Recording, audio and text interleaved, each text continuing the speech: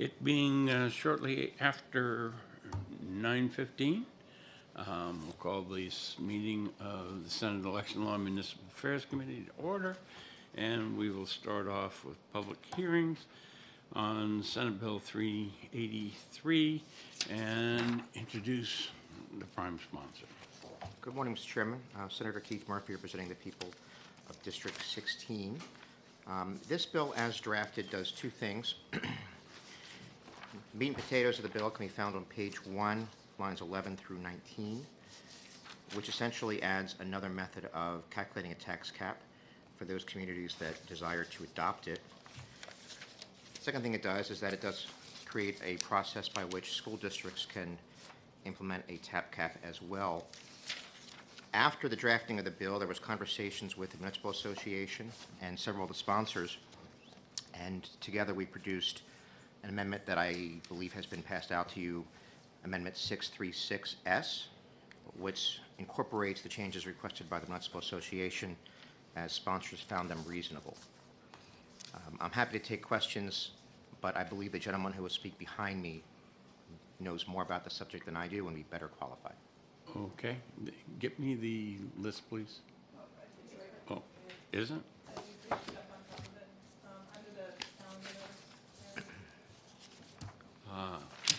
I hid it for myself. Thank you. Any questions?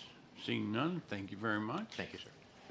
And for representatives, we have Mr. Dan McGuire.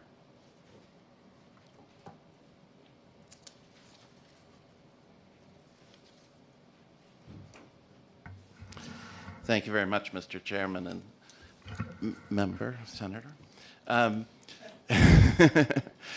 name is Dan McGuire. I represent the town of Epsom, and I'm happy to co-sponsor this bill. Basically, this is to improve RSA 32:5B, already exists in law, which allows municipalities to make tax caps. So cities, through their charters and that process, already have this ability to make a tax cap, but municipalities, this RSA 32:5B is the only way that they could have a tax cap. And the problem is that the existing language is inadequate because the formula it allows you to have really doesn't work well in practicality. So the existing law lets you have a tax cap of one of two ways. Either it can increase year by year by a fixed amount, right? You can make a tax cap that goes up by $1 million a year or something like that. But, you know, with inflation and changes of population and so on, that doesn't make sense. And similarly, it allows a fixed percentage. So you can have a tax cap that's 3% or 2% or 5% or some kind of percent. But again, that's like guessing what's going to happen in the future to inflation and to your population. So this allows municipalities to have a style of tax cap that's more similar to what cities have adopted, and that is it can change. It's a cap on spending or on revenue, but it can change by the product of population change and inflation, right? It allows towns to select, with this amendment, right, it allows towns to select among a variety of different inflation factors that, you know, whichever one they think is appropriate. For towns, it would be, and it also allows school districts to have a similar sort of cap. The cap for school districts would be based on average daily attendance, but the one for towns would be based on population. Okay, and so that's basically it. It's improving existing law. The one thing that I'm still not 100% sure we've gotten right in the amendment, and it still needs a little bit of checking, is the definition of average daily attendance. We've made it and I believe Ms. Hecht of the Municipal Association has a further clarification, because it makes sense to refer to where that is calculated in law rather than to just state it as words, if you see what I mean. So it's possible that yet another amendment would be appropriate. Now, I'm prepared, if you want to talk numbers, I mean, I have all kinds of numbers of what things are costing and how they've, cost of schools has changed over time and all that sort of stuff. But I think it's really, this is a concept, this is an enabling legislation that just lets towns have a better budgeting process. So when we budget on the state level or at home or whatever, we start with how much money we have to spend. We start with revenue, and then we make our expenses fit our revenue. The problem is the way municipal budgeting works, it doesn't really work that way. They start with expenses, and they decide, well, we need this, we need that, we need something else, and then we make the revenue fit. And the problem is that causes budgets to expand. I mean, it's just natural that people who spend money want more of it. And so this kind of tool is a way for the voters to say to their town or their school district that you need to live within those means, just the way everybody else budgets. Thank you, Mr. Chairman. Okay. I, for one, don't need all the particulars that you've gathered. I don't know whether Senator Susi needs any of that or not. I see that more appropriate for the town or city or school district that's trying to do this than here at this committee. So, Yeah. Any other questions? Seeing none, thank you very much. Thank you. All right. I would normally take a person from the opposition, but the only person that signed up opposing didn't want to speak, so we'll go on to Eric. Your turn. I do have a handout, Mr. Chairman. If you'd give it to the.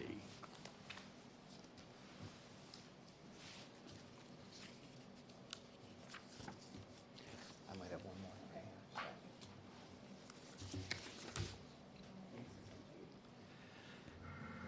Good morning. My name is Eric Power. I'm from the town of Brookline. I'm going to be testifying in support of SB 383.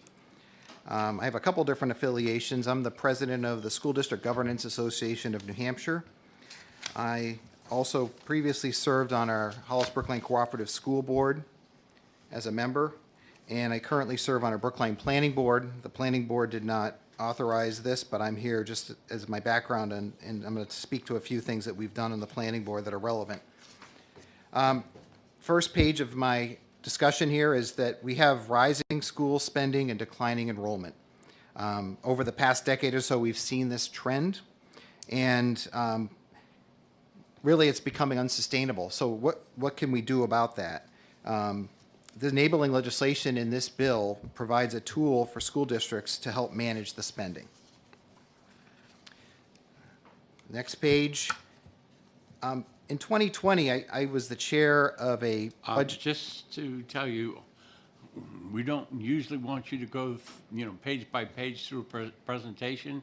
If we have the presentation, we would rather you summarize it, only hit the high spots, because we are capable of reading. Yes, I am going to do that, Senator. Thank you. Thank you. Just as a highlight here, I was the chair of the committee. We did some studies looking at budget committees, but one thing that came out of it, looking at school districts specifically, is that we had a majority of school districts, 70% of school districts were seeing their student costs rising faster than inflation. So next page, show an example from our Hollis-Brookline Cooperative School District, and it shows an example of the actual appropriations is in red. The green is the hypothetical local tax cap proposed by SB 383 if it was adopted with the CPIU index, and then the orange would be the school district budget cap if it was adopted with the CPIU. So you can see that what its effects would be on an actual real example if you had adopted it back in 2006 to see what would happen over time. You could see that in both cases the tax cap has lowered the spending. On the next page, there's just a discussion on the takeaway on this is that the inflation is about 61% over the past 20 years, but the cost per pupil has been more than double that, about double that, 122%. Next slide, just talking about highlights. You already know about this in the bill. It can be adopted with a 3/5 supermajority, so it has to be something that's desired by the school district in order to adopt that provision. And I think it really does provide a useful mechanism that can be adopted locally so it can make the changes slowly over time so that you don't have a budget that gets out of hand. Speaking to slide 7 about the tax cap, this is my town Brookline showing over the past 5 years what has happened with our budget. And just like the local tax cap method that's being added, population and inflation are used for towns. And you can see our town budget is up over 50%, while the population times inflation is only up about 25%. Again, more than 2x the rate. So that's why it's important. The other point I wanted to make, and I have a link here at the bottom, on the planning board, we had a community survey that was conducted in the fall of 2023. And one of the questions was about what's your major concern for the town? And people could pick 3 things. The number one choice was 70% responded high property taxes. So it's clearly an issue. The next slide, I'll let you read it on your own, but it talks about, how the new method in the local tax cap, which is a great thing. We in Brookline have adopted, our Brookline School District has adopted a local tax cap. We struggled with it a little bit, but we did pass it at 8% because we didn't want to make it too low because of inflation and maybe school growth, but we didn't want to make it too high so it actually had some effect. So I think the new method actually provides a good, and it was very difficult to pass because people were worried about inflation. So I think this new method would be much more amenable to towns and school districts because it would respond. That was the main criticism about adopting a tax cap. So in conclusion, I think the SB 383 provides valuable fiscal tools for the local towns and school districts. And I think that will help manage spending in a responsible manner over time if a supermajority desires it. Thank you very much. Questions from committee members? Seeing none, thank you very much. Ms. Hack.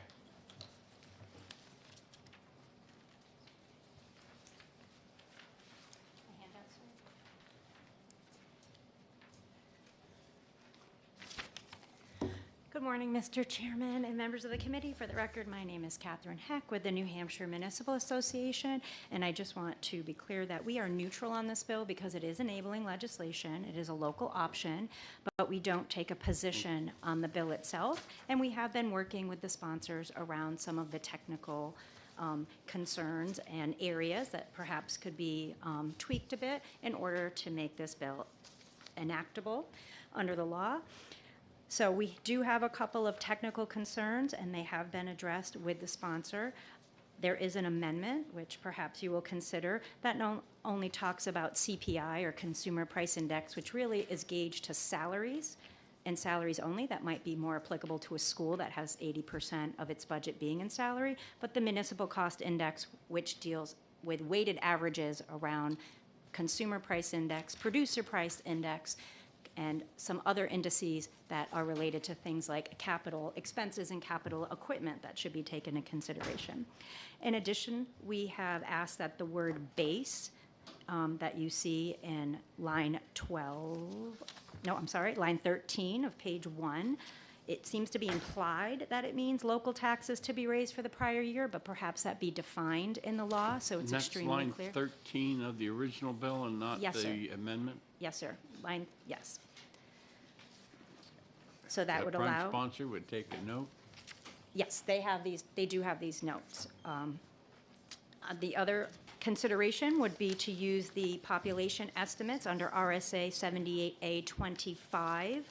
When you talk about population in regards to a town, those are produced by the Office of Planning and Development, and they notify the municipality, and that's used for the highway block grant and meals and rooms. So that, again, would create consistency that already exists in law. And while we don't take any position on anything related to schools, we did want to point out that there is not a definition of attendance, and RSA 19838 does have a definition of an average daily membership, or ADMR, for attendance reasons, so that could be considered. And it also might be helpful to kind of separate out the school side from the town side, given that the formulas are slightly different. Currently, we have 11 tax caps locally adopted in the state. 8 are towns and 4 are schools, and this would be another option. So there is wording that it would not require any town currently with a tax cap to do any readoption, but would only allow a town to move forward with this scenario should it put it on its ballot. So I'm certainly happy to take any questions. Questions? Senator? You said of the 11, 4 are towns, 8 are school districts? 4 are school districts, 8 are towns. Okay, I thought you said, okay, Maybe I apologize if I said that in the reverse. Okay. And I do have a list if you'd like it. that's fine, thank you. You're welcome. Any additional questions? Seeing none, thank you very much. Thank you, That sir. was the last person. As noted before, there was one person who signed up in opposition that didn't want to speak. And signing up online, we have, Online, there were 19 in support and 1 opposed. okay.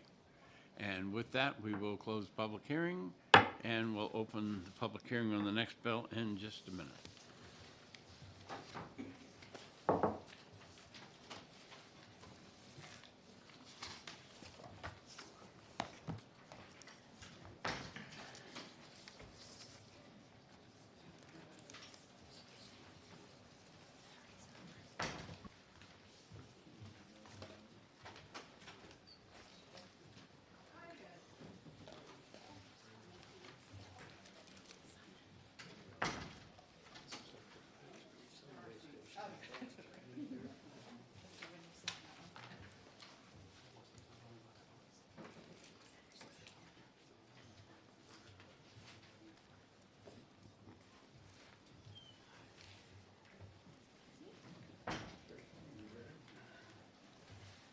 Okay. This is the public hearing on Senate Bill 536 FN. We have the prime sponsor here to introduce herself and the bill. Thank you very much, Mr. Chairman and member of the committee. I am Donna Susi, representing Senate District 18, comprised of 5 wards in the city of Manchester and the town of Litchfield. I bring before you this bill for many reasons, but most notably because it's something that this state has done before, has experienced before, and because I believe it is actually the responsibility of the general court to determine how people are able to exercise their right to vote in the state of New Hampshire. As I said, we had adopted legislation during the pandemic to allow people to, because of medical illness or other reasons, to cast their ballot by absentee vote. That was extremely successful. A number of people did exercise their right to vote that hadn't done so before. And this legislation is essentially modeled after that, taking out some of the specific references to the reasons delineated for having the right to vote. And I actually, if you'll excuse me 1 second, I just neglected to take the iPad. I think what's most important in this discussion, and it's certainly come up before when we've debated this issue, is the language in the Constitution regarding being able to vote. And what it provides in Part 1, Article 11, is that the general court shall provide by law for voting by qualified voters who at the time of the biennial or state elections or of the primary election, therefore, or of city elections or of town elections by official ballot are absent from the city or town of which they are inhabitants, or who, by reason of physical disability, are unable to vote in person in the choice of any other officer or officers to be elected or upon any questions submitted at such election. I think the most notable part is that it's the general court that makes these determinations. Last time when we considered this legislation, we did have a lengthy discussion about what physical disability means.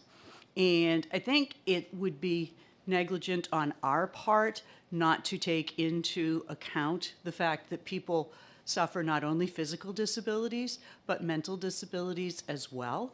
And to think that we would not interpret the Constitution and not enact in our laws a method for people who have some form of mental disability to be able to vote, I think is actually unconscionable.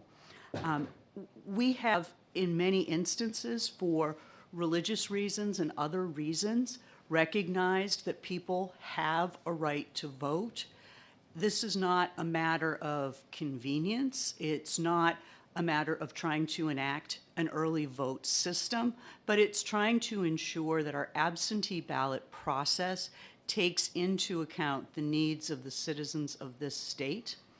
And as I said, the legislation was modeled after the legislation that we had specifically adopted and that many of our citizens were able to utilize and have now come to expect. I know there are others that will testify after me. I'm certainly happy to answer any specific questions, but I do think that it is about time that New Hampshire recognize that there are specific reasons that people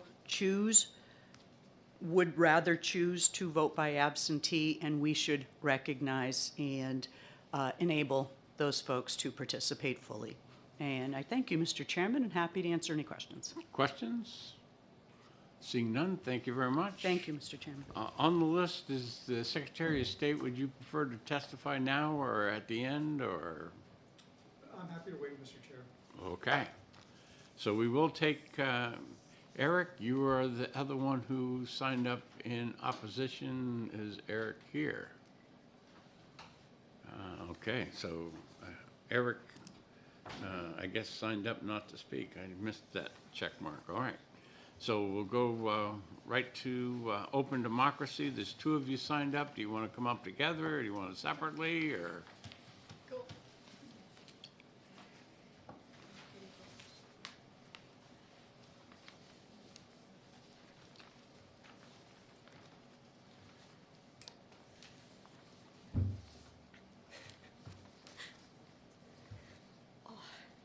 Good morning.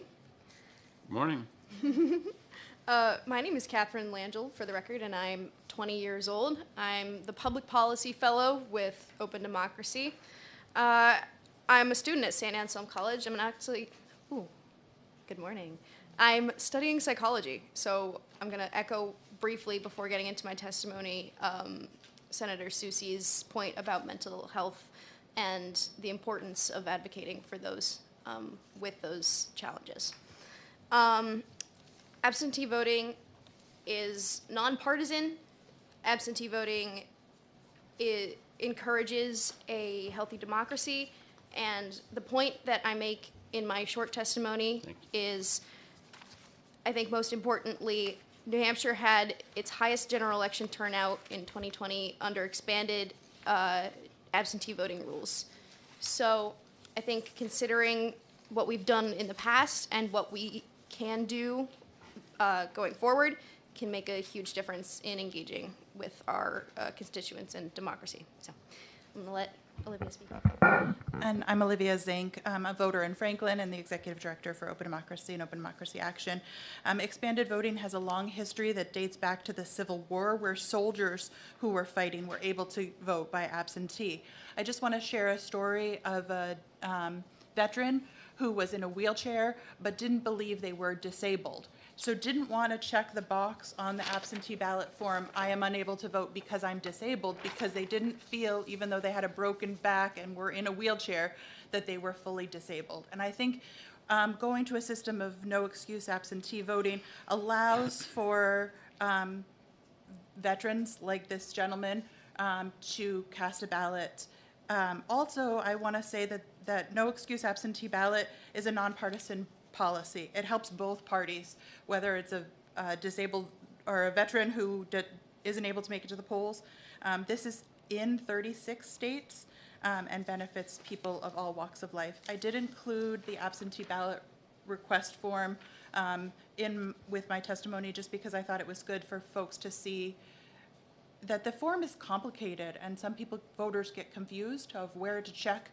And I think that this could simplify the process and ensure that everyone who wants to participate in elections can cast a ballot seamlessly. And with that, we're happy to take questions. Questions from committee members? Seeing none, thank you very much. Thank you. David Trumbull?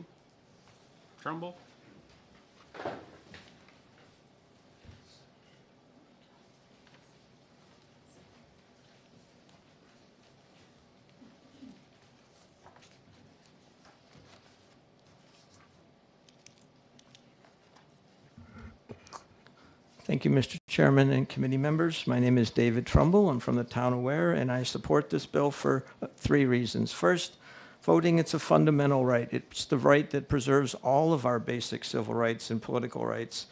Go back to the Supreme Court case of Harper versus Virginia State Board of Elections. Justice Douglas said the court referred to the political franchise of voting as a fundamental political right, preservative of other basic civil and political rights. This is the right which allows all of our other rights to happen.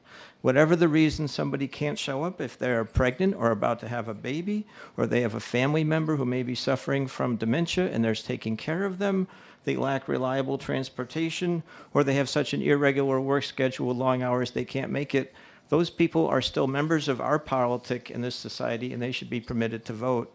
Second, New Hampshire is the most difficult state to vote in. The Election Law Journal in 22 they do an annual survey of all the states, and they concluded that Mississippi was 49th and New Hampshire was the 50th state, largely due to the fact that we are not keeping pace with reforms that are adopted in other states, including no absentee voting. Third, it's very commonplace. As you just heard, it's being done in 35 states. In the 2020 election nationwide, 43% of votes in the whole country were cast by no excuse, by absentee ballot. It's been done hundreds of millions of times. The last thing is some people say, well, what about fraud? It actually does not cause more fraud. The people who conducted that study, it was done by about the voting rights. Dr.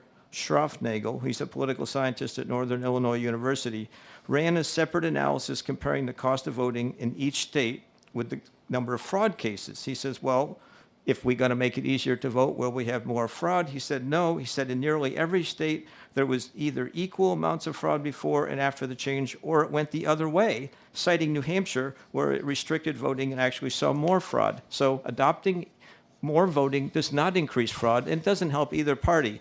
One last thing about the fraud is they looked at, the Bipartisan Policy Center looked at 3 states out west with their policies, and they have extensive experience with no excuse absentee voting. The Colorado elections director, Judge Choate, said that vote by mail actually reduces fraud instead of promoting it. And the reason that it does this is because there's such an extensive system of rules in place. First of all, you only set absentee ballots to registered voters. They have to be mailed back. They have a signature. They have a barcode. Serial numbers have to be matched up so somebody can't print a whole bunch of these in their basement. The signature has to be checked. Usually you have Democrats and Republicans checking them. If you want to implement ballot tracking, you can do that so that voters can cure their error. And one last thing I'll cite to you is from Professor Stephen Beloven. He's from Columbia University. And he said that every single study conducted on voter fraud in the U.S. shows that fraud in absentee or mail-in voting is vanishingly small, all but non-existent. So it doesn't cause a problem. It doesn't favor one party or the other, but it says to somebody, if you're pregnant or you're about to have a baby, or you just had a baby, you're taking care of somebody, or you are working 14 hours a day because that's what your boss said, you still live in New Hampshire, you should have a right to vote. This bill would allow all of those people to participate in our democracy. Thank you. Questions from the committee? Would you believe that pretty much every one of the ones you just cited are already allowed to vote absentee? Oh, that would be great. Then why not? I'm not saying those an exhaustive list. My point was that if That was somebody. a yes or no question. Oh, okay. Any other questions? All right, thank you very much. Thank you, Mr. Chairman. Janice Kelby?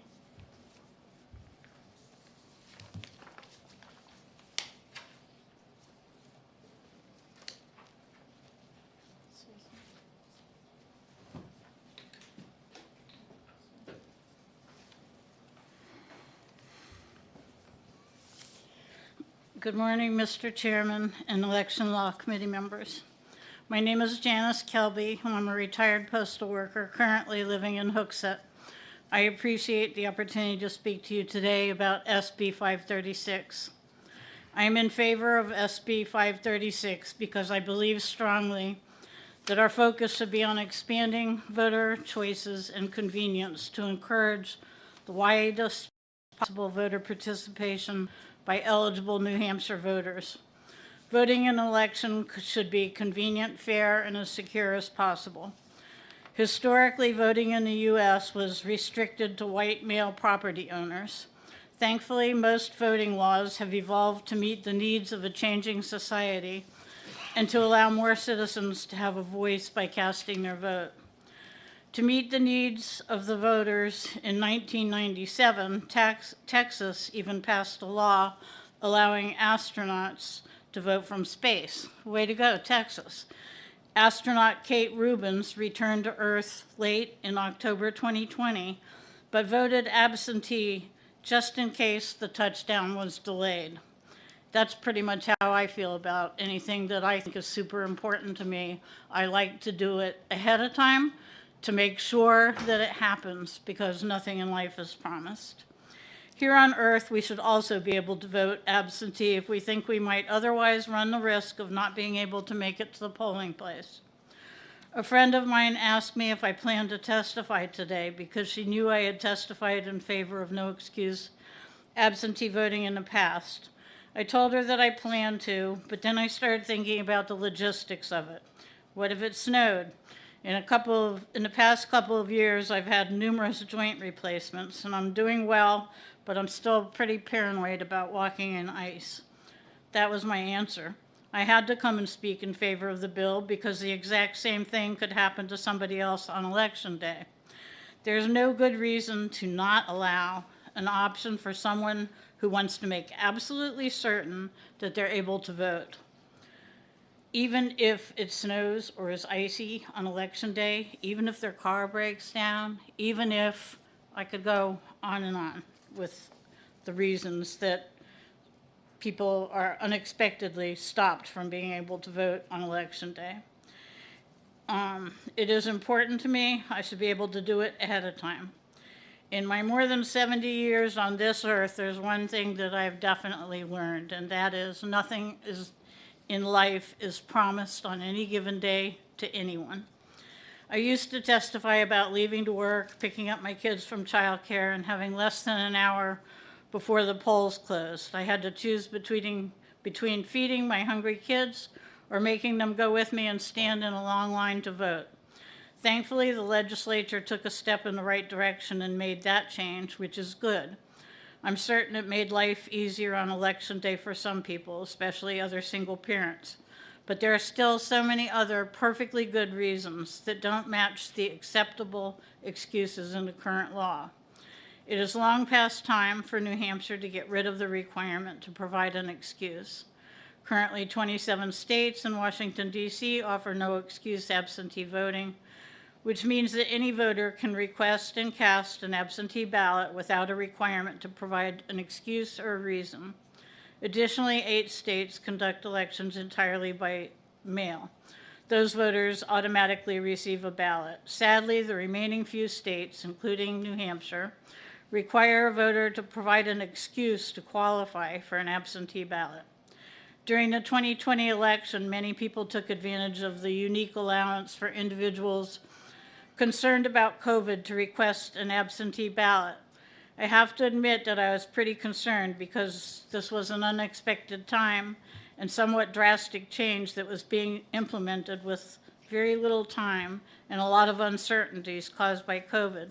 But it worked, and it worked well. With a 20% plus increase in absentee ballots cast, we saw record turnout in New Hampshire. Please vote ought to pass for SB 536. It's time for New Hampshire to join the other states that decided to make it a priority to meet the needs of the voters in the state. Questions from the committee members? Seeing none, thank you very much. Thank Mr. you. Perry.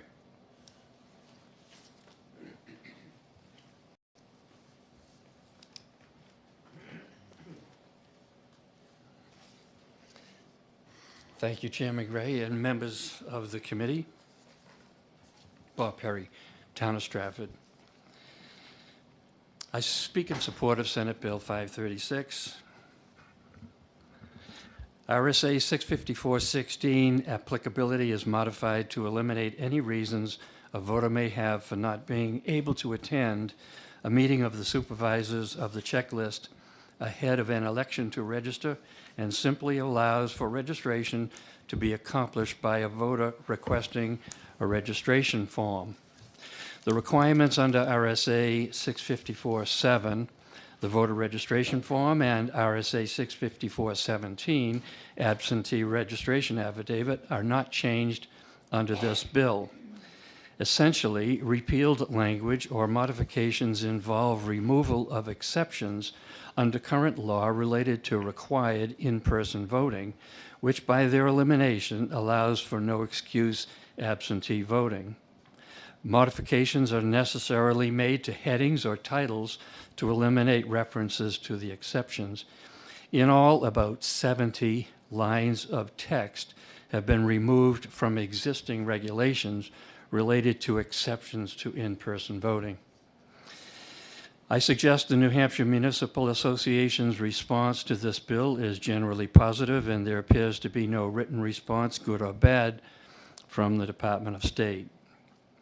The bill eliminates the potential for law enforcement to investigate accusations that a voter actually was able to vote in person, was not sick, or hadn't been to church in years, and provides the voter with expanded opportunities to register ahead of an election, not restricted to meetings of the supervisors of the checklist or same-day registration.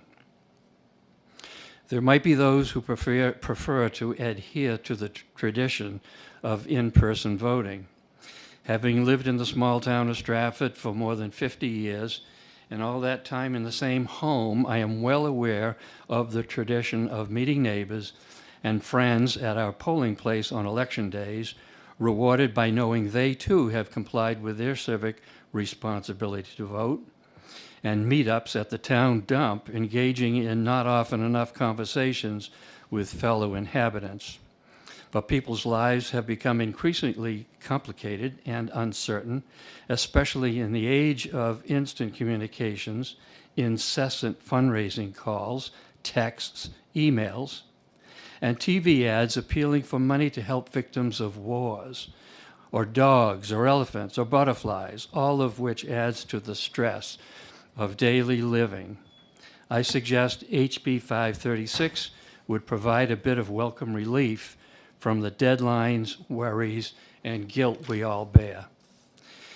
As with all bills, any perceived defects or shortcomings may be corrected through amendment, and I hope in this case you will avail yourselves of the opportunity to do so, for this is a law whose time has come. Thank you. Questions from committee members? Seeing none, thank you very much. Thank you. America Votes, I've got two of you, Mr. O'Brien and Ms. St. Germain. Mike had to head out for a meeting, so Okay. I will take it for both of us. Well, I'm still going to check him off. Great. Good morning, Chairman, members of the committee. My name is Mackenzie St. Germain. I'm the campaign director for the New Hampshire Campaign for Voting Rights, which is a project of America Votes New Hampshire. We are here today in support of Senate Bill 536. As a coalition, we are committed to expanding and protecting voter access, which is exactly what this bill does by giving any voter who needs to the chance to vote absentee to be able to cast their ballot if voting in person does not work for them in one way or another. As folks have said today, when we expanded absentee voting during the pandemic, we had the highest general election turnout in state history, and we know that this is not a partisan type thing. People often think that one party or another would benefit from absentee voting. That is not the case, and we have seen this year nationally, even the Republican Party set up a website encouraging folks in states where it's available to vote absentee or to vote early. So I'd like to reinforce that this is not just one side of the year, but a way to make sure that folks are able to cast their ballots. And is it important to remember whenever we're talking about absentee voting that our election officials are still the ones who send out and process those ballots. and voters need to sign their envelopes attesting to their identity, their domicile, their age, and their citizenship. So there are important levels of security and local control all baked into the process. I do want to talk about some specific types of people who you might think about who currently under the law probably would not be eligible to vote absentee but would benefit from expanded absentee. Folks without consistent access to transportation. I know in my years canvassing, I have often knocked on doors of people on election day who said, I just didn't end up having a ride. My ride fell through. They don't want to get into a car with a stranger, and they choose not to vote for that reason. If they knew that they did not have access to transportation ahead of time, would have voted absentee. Voters with inconsistent schedules, especially voters working shift jobs or multiple jobs, maybe the week before the election, think that they have the day off or they have some time to be able to vote. Their schedule changes the day before. With the timing, are unable to either get to the clerk's office and vote absentee in person, or it's after the time has closed and they're not able to cast their ballot. Mike was going to talk about his personal story of his wife going into labor the day before Election Day, wondering if she is in labor, can we vote? How do we get her to vote absentee? Do I get a ballot for her? If she's not, she will be available on Election Day. How does that kind of interface with the law? Him as a new parent on Election Day, physically going to the polls because there was not a category that fit for him voting absentee ahead of time. They weren't able to plan ahead because there was so much uncertainty. And those types of voters, again, it's kind of unpredictable stories. It's hard to loop all of those into one category, but we know that those folks often lose access to being able to cast their ballots because they don't fit into one of the categories to be able to vote absentee ahead of time. But with expanding that access, they'd be able to. So we believe that every voter should have that choice to make sure they are able to cast their ballot. Thank you. Questions from committee members? Senator Susie. Could I just ask one? In addition to the examples that you cited, have you encountered people that, as some of the previous testifiers said, are intimidated by signing the affidavit because they don't believe they're disabled or they're only temporarily disabled? Or Yes, and I think people kind of look at, oh, well, these are strict categories. Do I fit into the categories? Another example of folks who, are immunocompromised, they do, I know we know legally that they do fit into that disability category. They do have that right, but it's a complicated form, and people, take, I think, signing affidavits and signing things very seriously. They think, well, what if I might not be able to be there? My work schedule might not allow me. What about traffic? What about the weather? But, if I might be, am I going to break the law if I'm signing that form? Who knows on Election Day what happens, and do they not be able to make it for that reason? Seeing no additional questions, thank you very much. Thank you. Ken Barnes?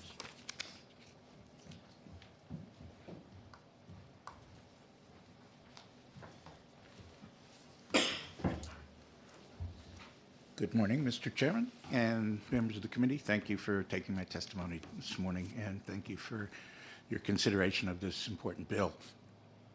I come in support of SB 537, and I ask you to vote it ought to pass.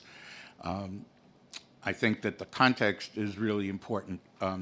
Democracy is what this country thrives on. Democracy is what the majority of voters are really concerned about in the present time with the election season. And our founders created a system where we want a government, a self-government of the people, by the people, and for the people. And no excuse absentee ballots make it possible for more people to participate, to vote in elections, including more people than just are listed in the current accepted categories for absentee ballots. And removing the barriers to participation in voting encourages a healthy democracy. It increases the number of people who will participate. Like in the pandemic, we had pretty much no excuse absentee balloting in New Hampshire, and we had one of the highest turnouts in the state history.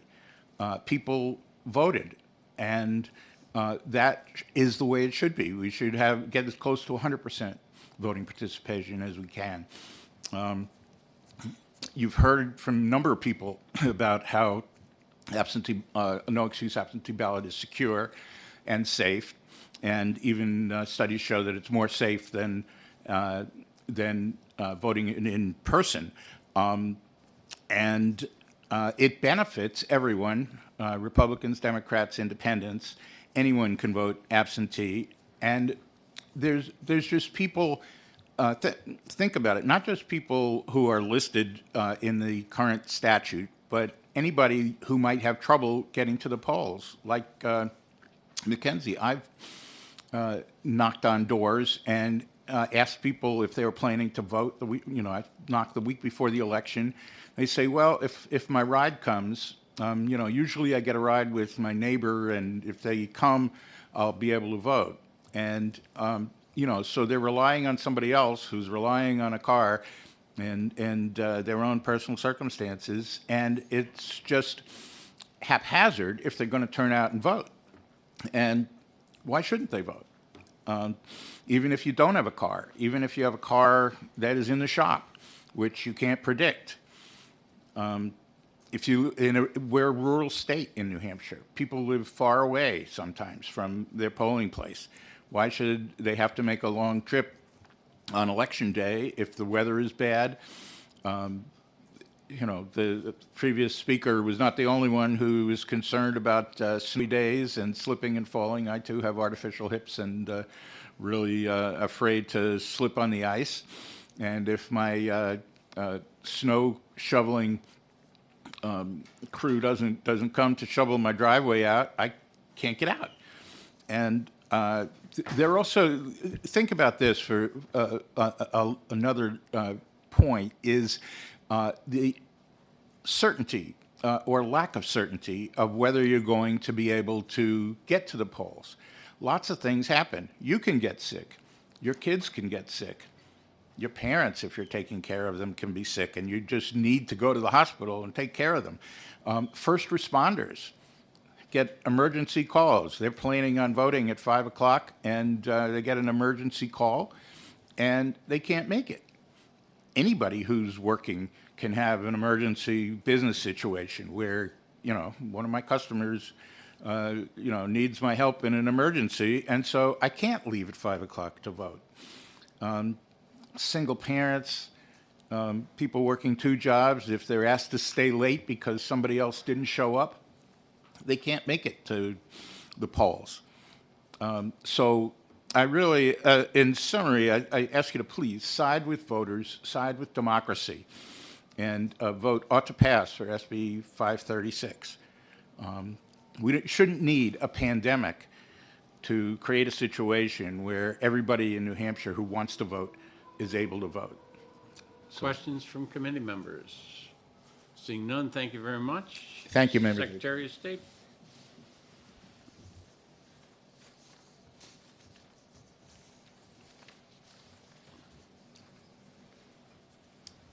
Thank you, Mr. Chairman, members of the committee. I'm David Scanlon, Secretary of State, and remaining consistent with the testimony that we've done in past years on this type of legislation. We believe that to change the excuse from either being absent or having a disability would require a change to our state constitution.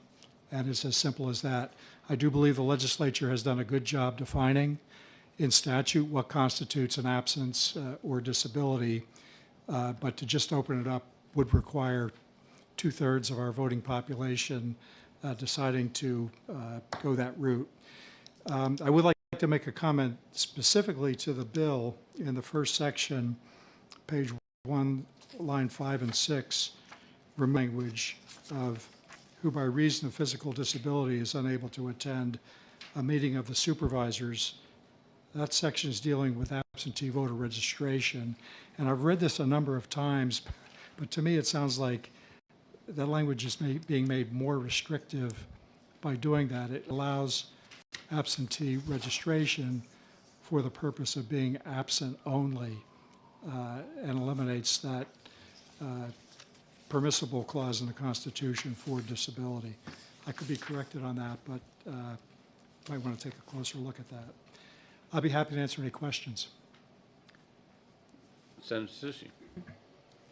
I know we've had this discussion before, but how would you respond to someone who presents with a mental disability with no physical manifestations, but that wants to vote absentee? It would seem to me that they would be in violation of the law if they sign the affidavit, and isn't that? I think that is, one of those fuzzy gray areas. And when we, some of this is self-policing in that whenever we had the pandemic election, COVID, under the emergency order of the governor, was considered a disability if the voter felt that they were in danger by going out in public based on the best medical advice that they were listening to at the time. And so that constituted a form of disability. I think if a voter has a cognitive disability of some kind that would make them feel unsafe, then I think that the argument could be made that that was a disability. I think if an individual feels that stepping outside in an ice storm might cause injury to their body on their way to vote, then I think that would constitute a disability. But I think somebody waking up in the morning and deciding, I just don't feel like it, does not qualify under our state constitution. Can I just ask Additional a follow-up question? to that? And I agree with you that those could be characterized as disabilities. The problem is they're signing a form under penalty of law, and we have very strict penalties for those who are in the gray area. And the fact that someone who is qualified to vote, who has voted in the past, feels this need, but yet has to grapple with whether or not they'll be prosecuted for exercising their right to vote. Would you consider supporting at least changing the penalties, even if? Well, I think that's the legislative prerogative. I think you were right saying that the general court has a role in the process, because unless we have laws, we don't know how that voting process works. And I think that there are lines that, and I think we're talking about the fringes of where voting is an issue. But the bottom line is, our state constitution is the most direct authority of how we, society. And it says that for somebody to vote by absentee requires either an absence or a disability. I appreciate your answers. Thank you. Okay,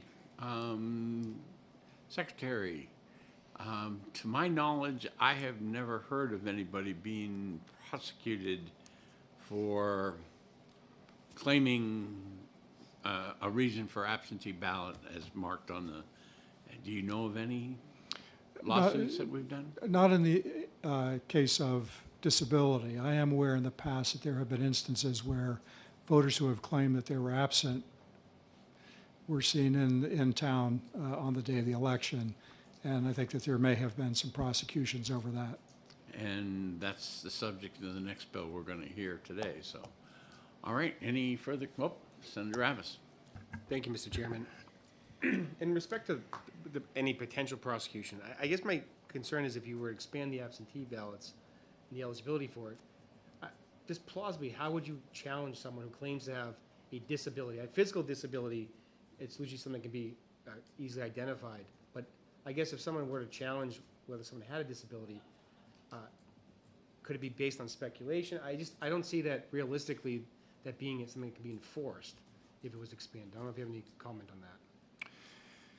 The challenge process for absentee voters is such that the challenger has to have a reason to make the challenge. It can't be speculative. It has to be based on some evidence. I think that's really the only way I know how to respond to that. Just to follow up. And I agree, but I guess my concern is if someone is suggesting they have a disability. You know, when it's a physical disability, it's something that I think someone can identify and obviously observe it.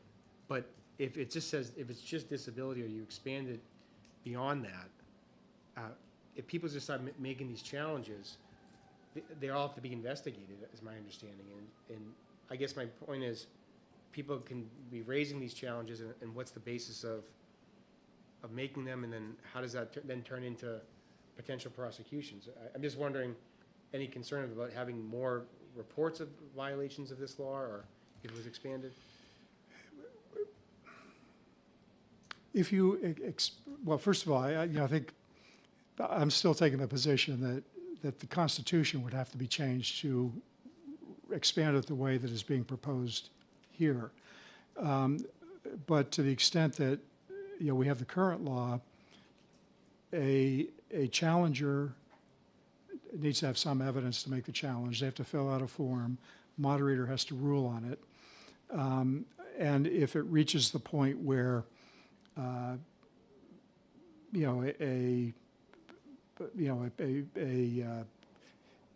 it becomes a law enforcement activity, and the AG's office becomes involved, and that's the way the process works. Seeing no other questions, thank you Thank very you. much.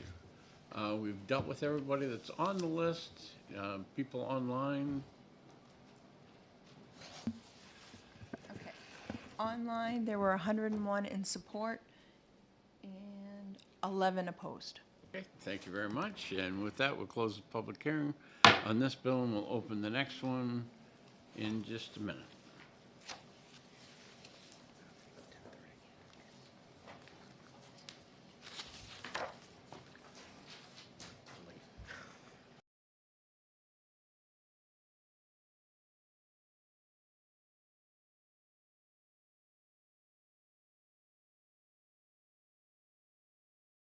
Open the public hearing on Senate Bill 537 FN, and ask the prime sponsor to introduce herself on the bill.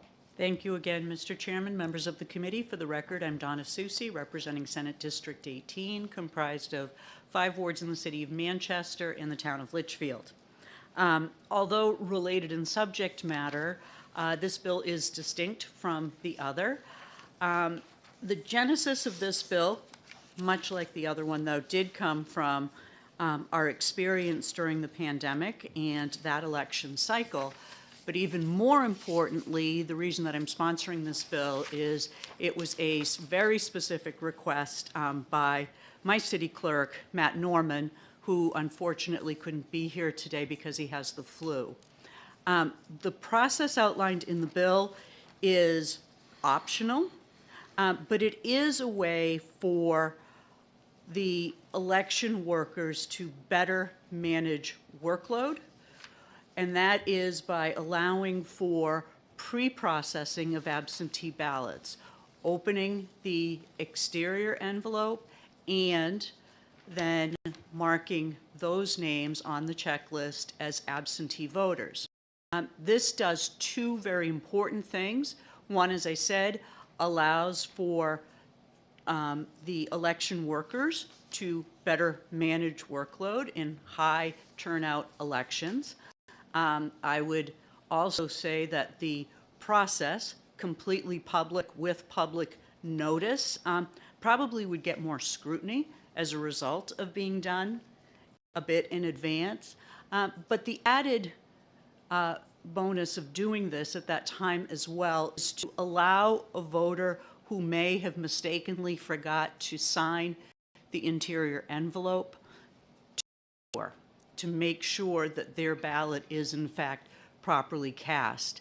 For those of you that have ever sat through the absentee balloting processing at the poll station, it is absolutely heartbreaking to see someone who's taken the time to apply for an absentee ballot, fill it out, mail it back in, but mistakenly didn't sign the envelope or didn't do some technical thing that then causes the poll workers to have to put the ballot aside.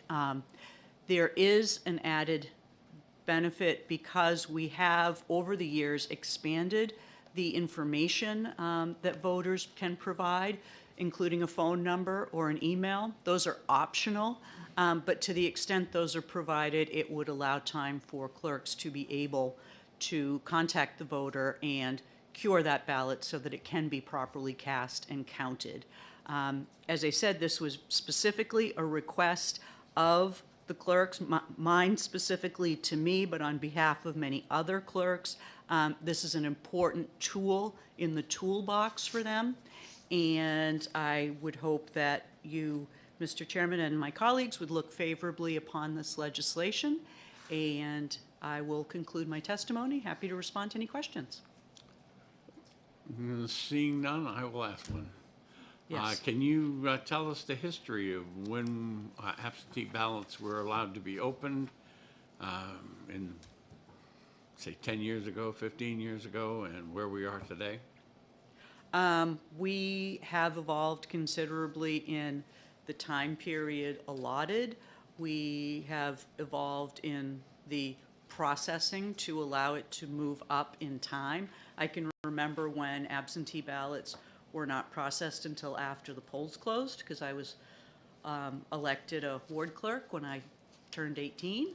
And there has been an evolution in the process. But as I said, those who are actually administering our elections, and the city of Manchester is somewhat unique in that we have 12 separate wards, so 12 separate precincts, a moderator, a clerk, 3 selectmen, and then ballot inspectors in each of the wards. But that is fully administered by our city clerk, and the city of Manchester did undertake this process during the pandemic when it was allowed for pre-processing. It went very smoothly. There were some voters who were contacted who were able to cure ballots in time so that their votes are properly cast. And this process, as I said, is an optional process. In some communities, it may not be necessary, but for those that would find it a convenience, they would be able to employ it. You mentioned that at one point that you could not open the absentee ballots until the close of polls, and then I believe we moved it to 1 o'clock, and then we moved it to 2 hours after the polls open.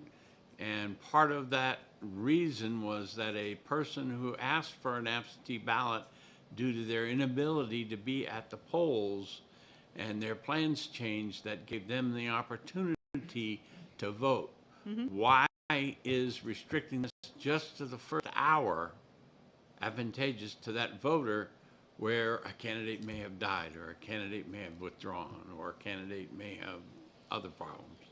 Well, Mr. Chairman, the situation that you describe is typically one that is experienced by during our presidential primary. It's not unusual because the candidates have to file well before the Iowa caucuses for the ballots to be printed, for people who have voted by absentee to find circumstances where their candidate has dropped out. And you're right, that voter may, if they're around, kind of makes for an interesting situation given the previous bill, but that voter has the right to show up in person.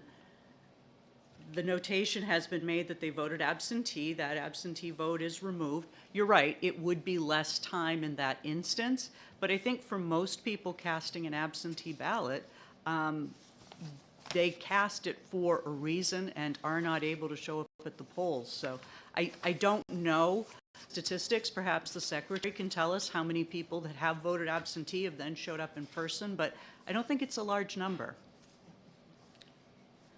Further question.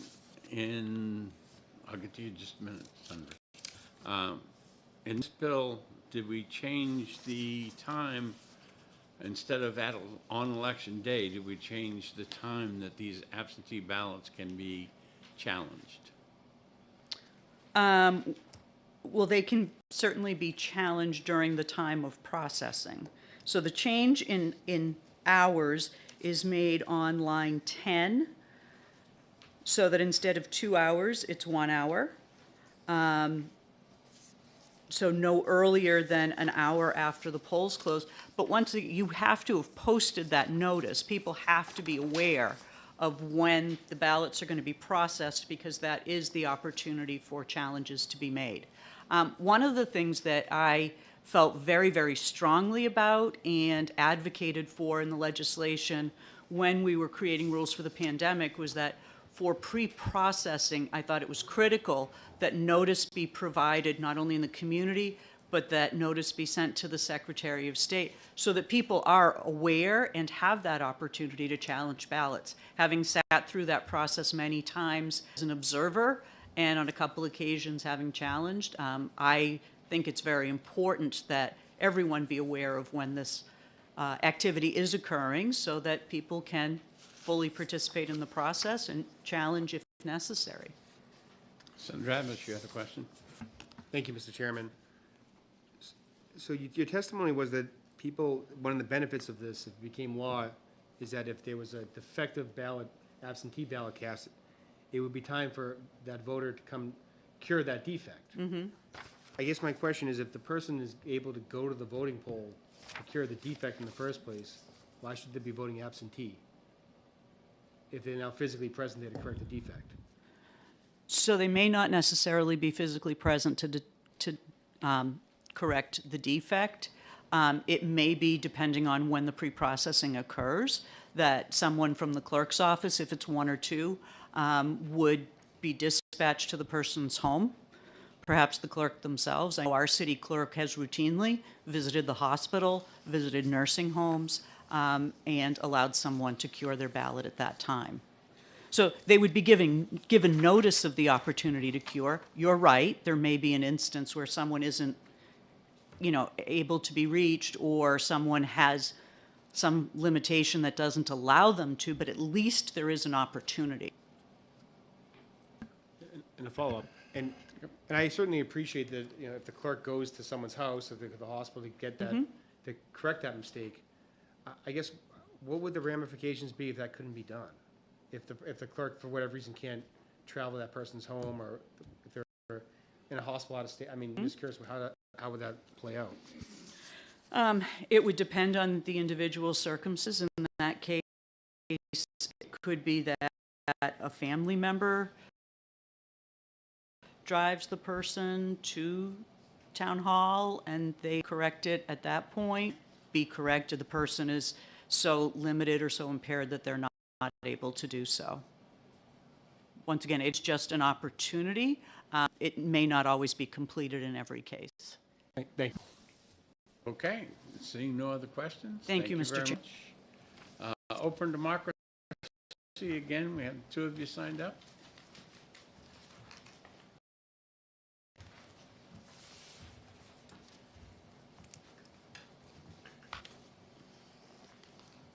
Hi. Again, for the record, my name is Catherine Langell, 20-year-old voter from Concord. I'm a student at St. Anselm College serving as Open Democracy Public Policy Fellow. In terms of highlighting things in my testimony, which y'all can read, pre-processing absentee ballots, ensuring that they have correct signatures, helps our election officials, saving time on election day and allowing voters to ensure that their vote is counted by correcting whatever mistakes they may have made. In Manchester, and I live in Concord, so it's easy for me to come home to Concord and vote. I did that in the primary, and it was a very easy process for me, but so many of my peers are not so close to home. I have friends from northern New Hampshire, I have friends from Massachusetts, I have friends from Texas and California who are not at all close to home, and they don't have the opportunity to just zip to their polling place, cast their vote.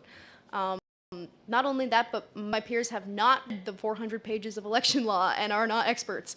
If they make a mistake on their absentee ballot, they might need that chance to cure it.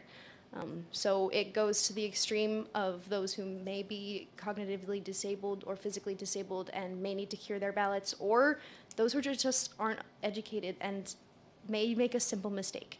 So this has opportunities for growth, and the simple fact that the word may is in there, and that language provides opportunity for choice for town clerks to take that opportunity.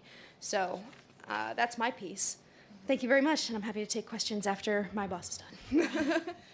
I'm Olivia Zink, Executive Director for Open Democracy, and I'm a voter in Franklin, and we're a nonpartisan nonprofit. And I think it's really important that when this pre-processing law was in effect, town clerks and supervisors and moderators and clerks really enjoyed this. It really made the workload more manageable for our election workers. So you heard that from elected officials across the state. 39 states have some form of pre-processing of absentee. So it's secure and accurate. I do want to sort of point out on line 19 that this allows for the Thursday, Friday, Saturday, and Monday prior to the election. So if somebody is planning to go away and the clerk is processing on Thursday, there might be opportunity on that Thursday where there might not be opportunity on that following Tuesday. And with that, we'll close. And I want to wish you all a very happy Valentine's Day. And I brought Valentine's Day cards for all of you as well. Questions from the senators? Seeing none? Thank you very much. David, you did not indicate whether you wanted to speak or not. I don't have anything, no, thank you. Okay, we'll mark you as a no. Okay. Saint Germain.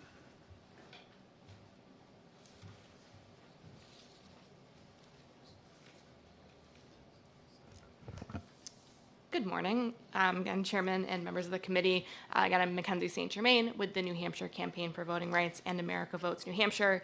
We are here in support of Senate Bill 537 and pre-processing of absentee ballots. I did want to note that this was a suggestion and recommendation of the Special Committee on Voter Confidence that wrapped up in 2022, not only for the support that it provides for voters, but especially for election officials. One of the general kind of takeaways from that committee was additional support for our election officials, and this is a way to do that. So I think it's important to keep that in consideration.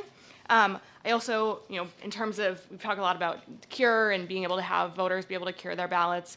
Again, having those additional days ahead of time where if a voter is gone on Tuesday because they voted absentee, being able to, if it works for them, it doesn't always, you'll still lose some ballots of people who didn't sign and aren't able to make it there, be able to at least cure their ballots on that weekend or on Monday to be able to have their vote count. And I think especially we are glad to see that there would be public noticing for these sessions.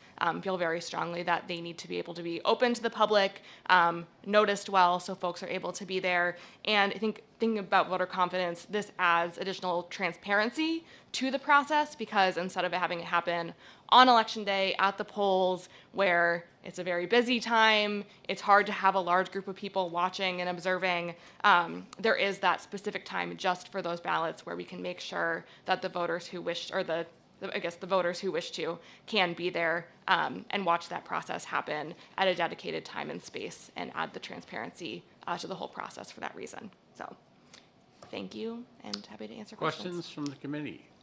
Seeing none, thank you very much. Thank you. And is it Samantha Buckley?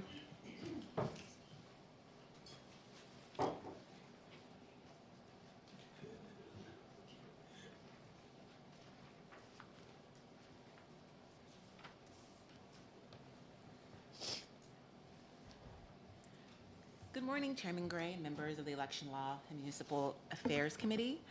Thank you for the opportunity to provide testimony in support of SB 537, the bill to streamline New Hampshire's voting process by permitting town and city clerks to pre-process mail-in absentee ballots.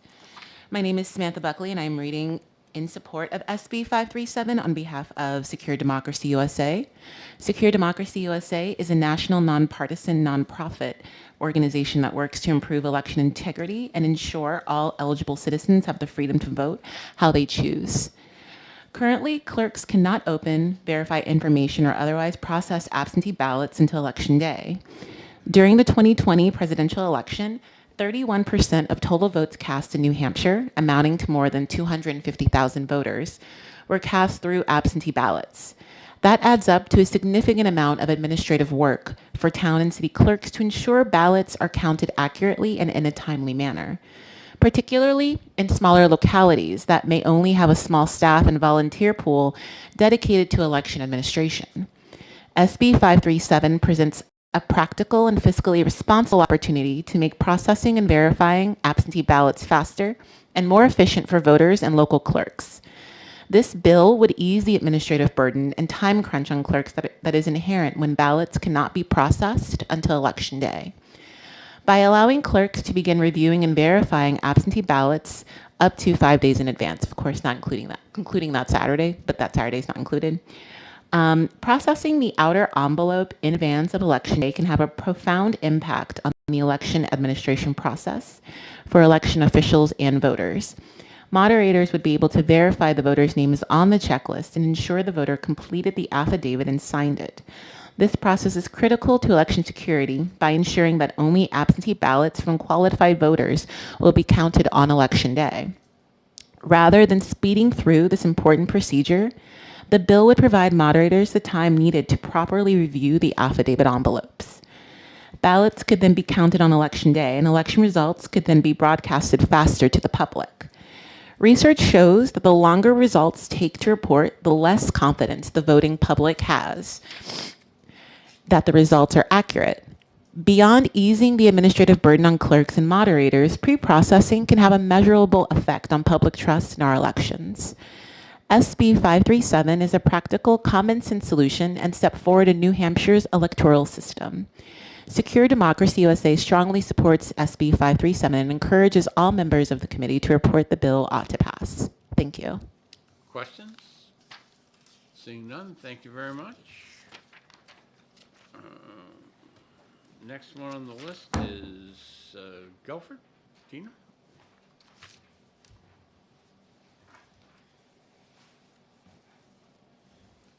Good morning, committee. Thank you for allowing me to testify today. My name is Tina Guilford, and I'm the Derry Town Clerk. In 2020, I was the Derry Town Moderator. We used pre-processing.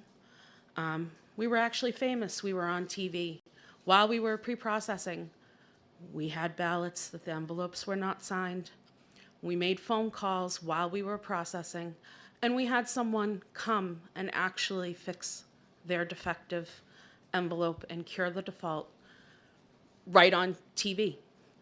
The pre-processing allows for situations that we just had in our presidential primary. On January 23rd, we had, 15, 16 people who either didn't send back the envelope or didn't sign it. And I contacted every single one. The ones I was able to get a hold of all told me the same thing. Oh, I can't come today. That's why I voted absentee. This would allow for pre-processing ahead of time, especially on the Thursday or the Friday. And if those people are flying out Tuesday morning or Monday, they can make arrangements to come in and actually fix it so that their vote can be counted. And sometimes it's something as simple as they forgot to put the envelope inside the envelope. And the affidavit envelope's not even there. Or they forgot to sign on the line. And they've gone through the trouble of filling out an application, of coming to town hall, of getting their ballot. They've done all these steps, and it seems like they missed that last one. And a person who votes in person on Election Day, they come in, they show their ID, they get a ballot, they fill out the ballot, they leave. They're not signing anything, they're not doing anything, but they took the time to show up. So I think that when people take the time, either the time to show up and vote in person, or they take the time to go through the absentee process, we need to make sure that their vote counts. And I feel like pre-processing is just another way to be sure that their vote will be counted. And I'll take any questions.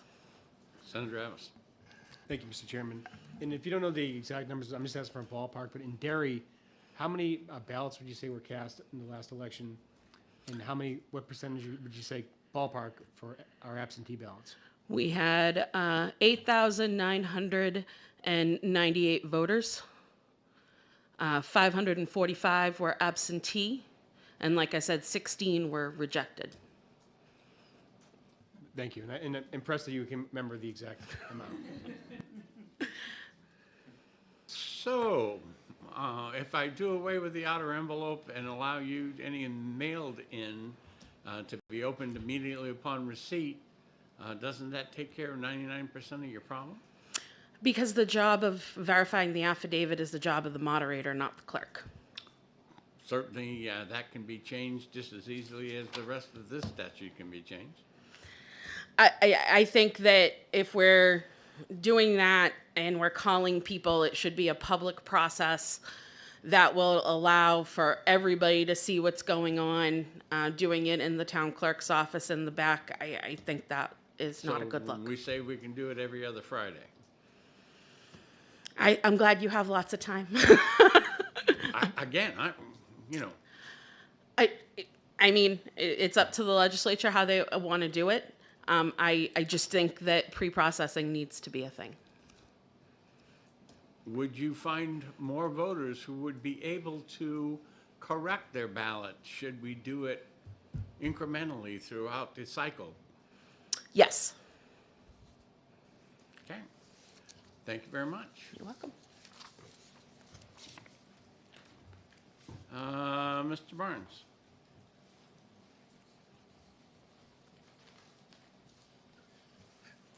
Good morning again. My name is Ken Barnes. I live in Hopkinton, and I am here in support of SB 537. I ask you to vote. Ought to pass. Two main reasons for that, Senators. One is to support our election officials.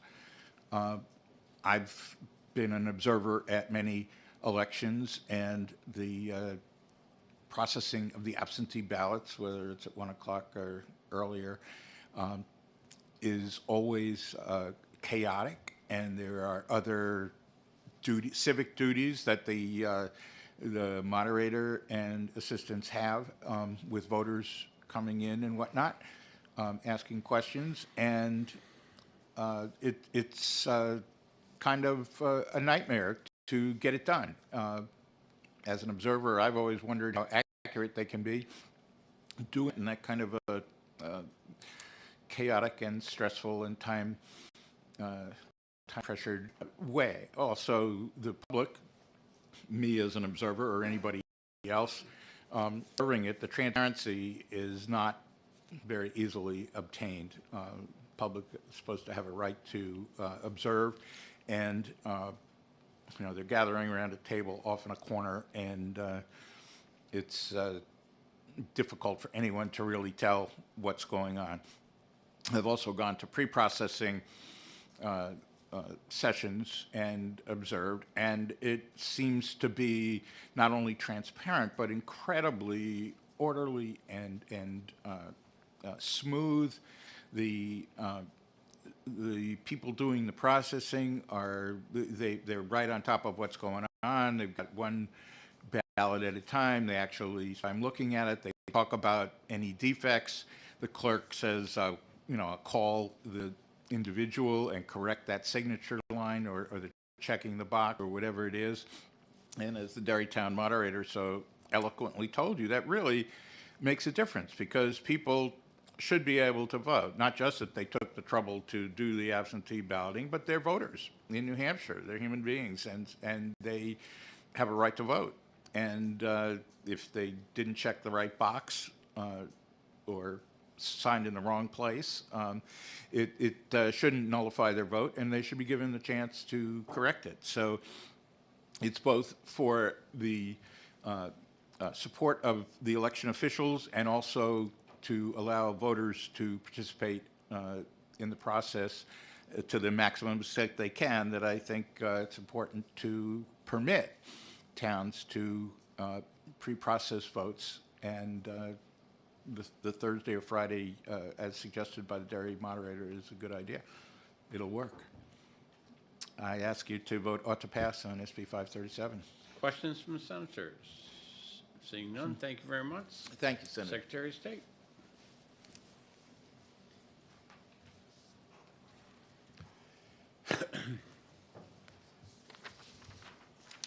Thank you, Mr. Chairman and members of the committee. I'm Secretary of State David Scanlon. And again, consistent with past testimony, we are supportive of a pre-processing of absentee ballots. With that said, I would like to just talk about some concerns that are specific to this bill. The first one is on page 1, lines 16 and 17, where there's a line crossed out that says, under no circumstances shall absentee ballots be counted prior to the closing of the polls. I think there may be some confusion over what counting means versus processing, but in New Hampshire, we simply do not count ballots before the polls close, and I would not want to change that, that process.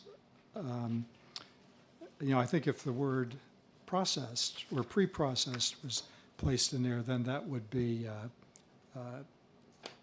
appropriate. The other issue is that whenever we implement new procedures, defining how those procedures are going to work in a uniform method should be clearly stated in the statute. And so there are two areas that I would like to see included in the language. First is if there's going to be an opportunity for voters to cure ballots, how that process is going to work on a uniform basis from one polling place to the next. And then the same would be true about securing the ballots after the pre-processing session takes place to make sure that the absentee ballots that have been pre-processed have been properly sealed and secured between the date of the pre-processing and when they're actually going to be processed on the day of the election. And then the other issue was raised briefly, and that is the time period that is allowed early on Election Day for voters to come in and actually vote in person that have already voted by absentee. And it is a concern during the primary, and the last presidential primary was a good example of Governor DeSantis dropped out of the Republican primary race just days before the primary election. And we had many calls about, can I get a new absentee ballot? And the answer to that was, you have to show up at the polls if you want to vote differently than you did on your absentee ballot. So I would suggest leaving at least 2 hours like it is now, or the other way that could be dealt with is just have the statute apply to general elections and not primaries when the voter turnout is usually lower. That's one way to deal with it.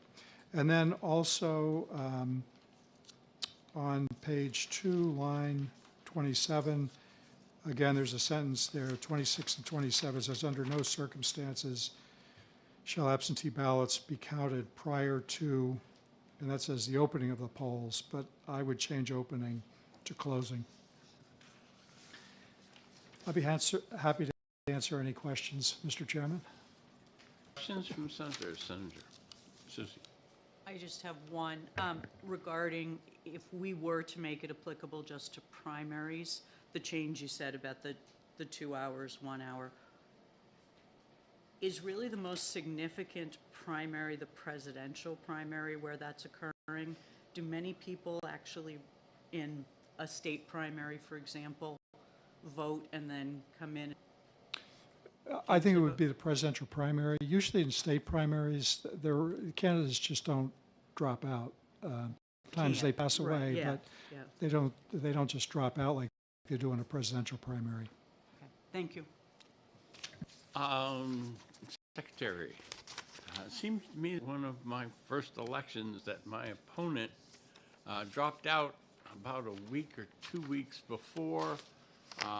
The opposite party actually put another person on, and actually the Secretary of State had the ballots reprinted, but all those who voted absentee still had the old ballots.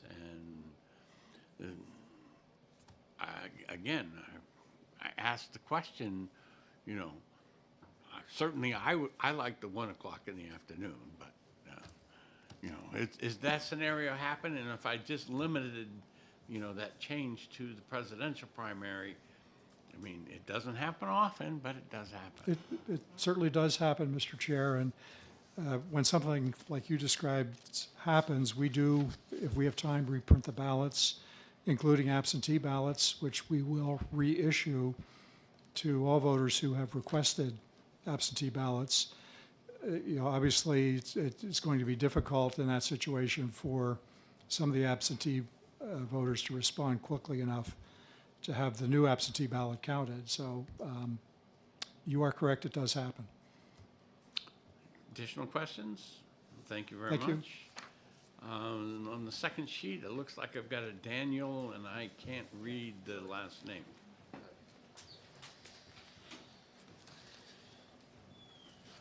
Hi, so Dan Healy, Nashua City Clerk, current president of the New Hampshire City and Town Clerks Association. I want to thank Senator Soucy for listening to City Clerk Norman and putting this legislation in place. We are in full support of this legislation. You heard from from Tina Guilford, current Derry Town Clerk, and she was moderator there in 2020. In 2020, I was the town clerk in Derry, and we had about 7,000 absentee ballots for that general election. And the pre-processing really helped. Even with the pre-processing, you still have to cut the affidavit envelope open and take that ballot out on election day.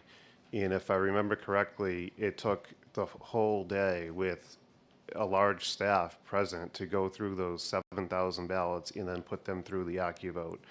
So this additional step prior, it makes a big difference.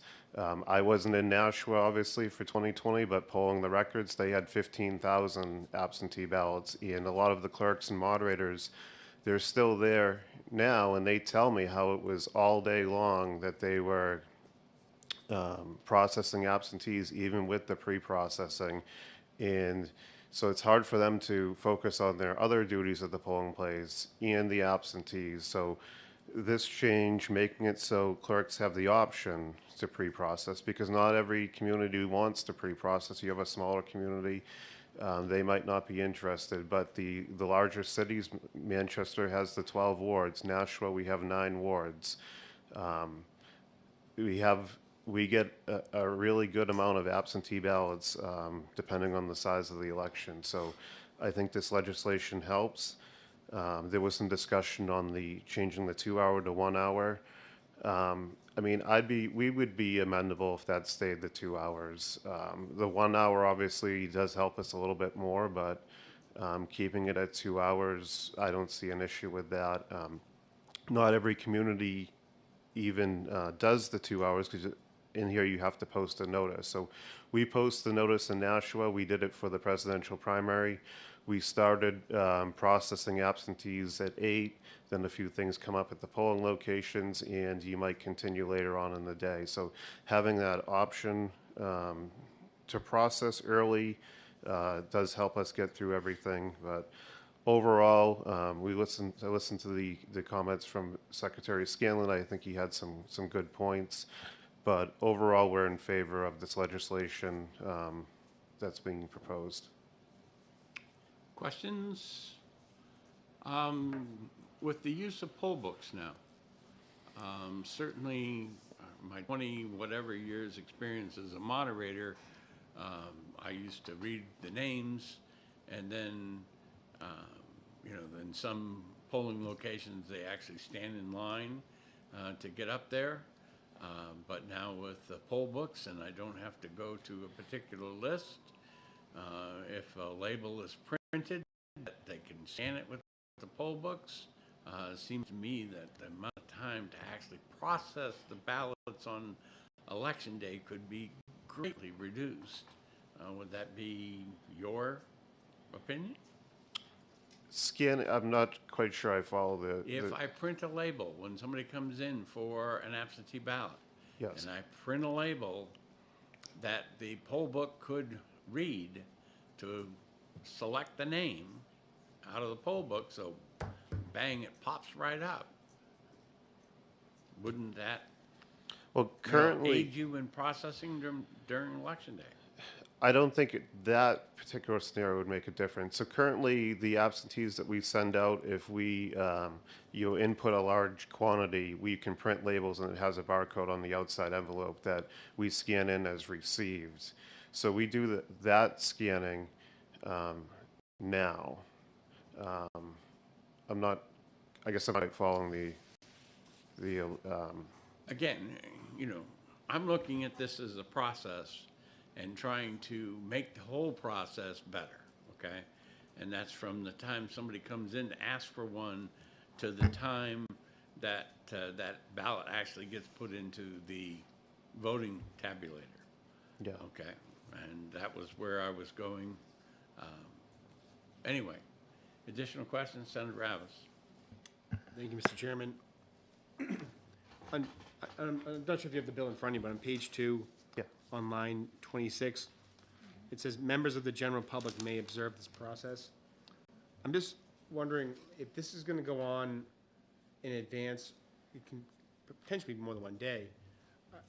I'm not that I'm discouraging members of the public from observing this, but is that going to create some type of undue burden if it's going to be over an extended period of time? No, I believe how we would do it in a city is we would break it up by ward. So we would schedule a certain amount of wards for one day, a certain amount for the next day. So it kind of, you would be able to, they should be able to complete their ward. And with it broken up, there should be plenty of room, say, in the auditorium for the public to view and for that particular ward to go through their pre-processing. Thank you. Thanks. Seeing no additional I've got one, yep. What Senator Appus asked, isn't it easy, the public right now can watch processing at the polling location while the election is happening. So by doing the pre-processing, isn't it easier, because then you don't have that added component at the polling location? It is easier. And just from 2020 with the pre-processing, I think more people attend the pre-processing than we do actually on election day. Because if you think about it, on election day, it's the middle of the week. People are, going to work or other commitments. They're, bringing their kids to school, so they're not staying to watch the absentees process. But if you have it on a Saturday, that's a time that a lot more people probably could attend and watch the pre-processing. Thank you. Seeing no additional questions, thank you very much. Thank you. That is everyone that I have on the list. How many people signed up online? Okay, online we have 77 in support and 7 opposed. Okay. And with that, we'll close the public hearing. We'll open the next one in just a moment. And are you going to introduce for her? Right. Yeah. That's where.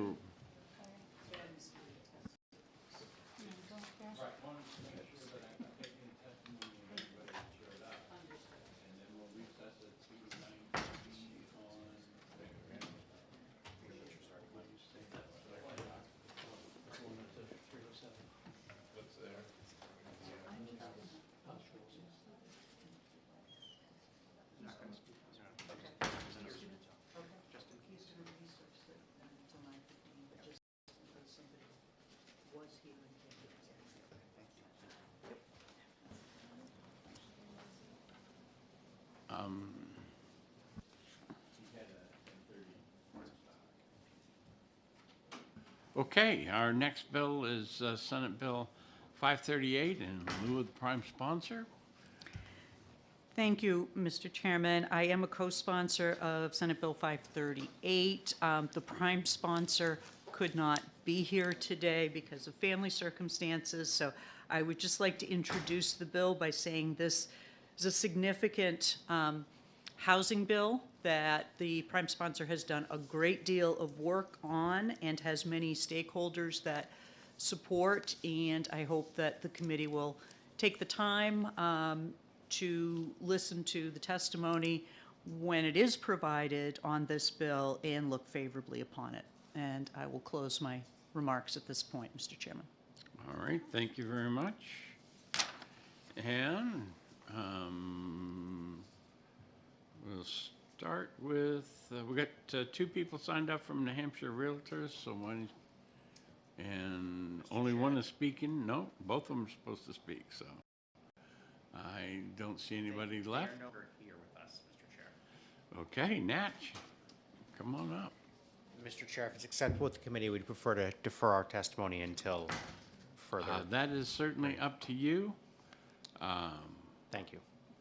You're going to defer, all right. So what we're going to do is did you want to speak? I'll wait till next week. We are going to recess this hearing until 9:15 on Tuesday next. Okay? This hearing is in recess. Do I have a motion to go into executive session? We have a motion and a second to go into executive session. We have a number of bills. I would like to talk a minute on the last bill we heard, your bill, Senator Susie, 537. Yes. Okay. We have passed in the last couple of years bills that pretty much eliminate that outer envelope. And they haven't been successful in getting it through the House. There's, the provision for going down to an hour, I have objected to that in the past, and we'll continue to object to that. Certainly finding a way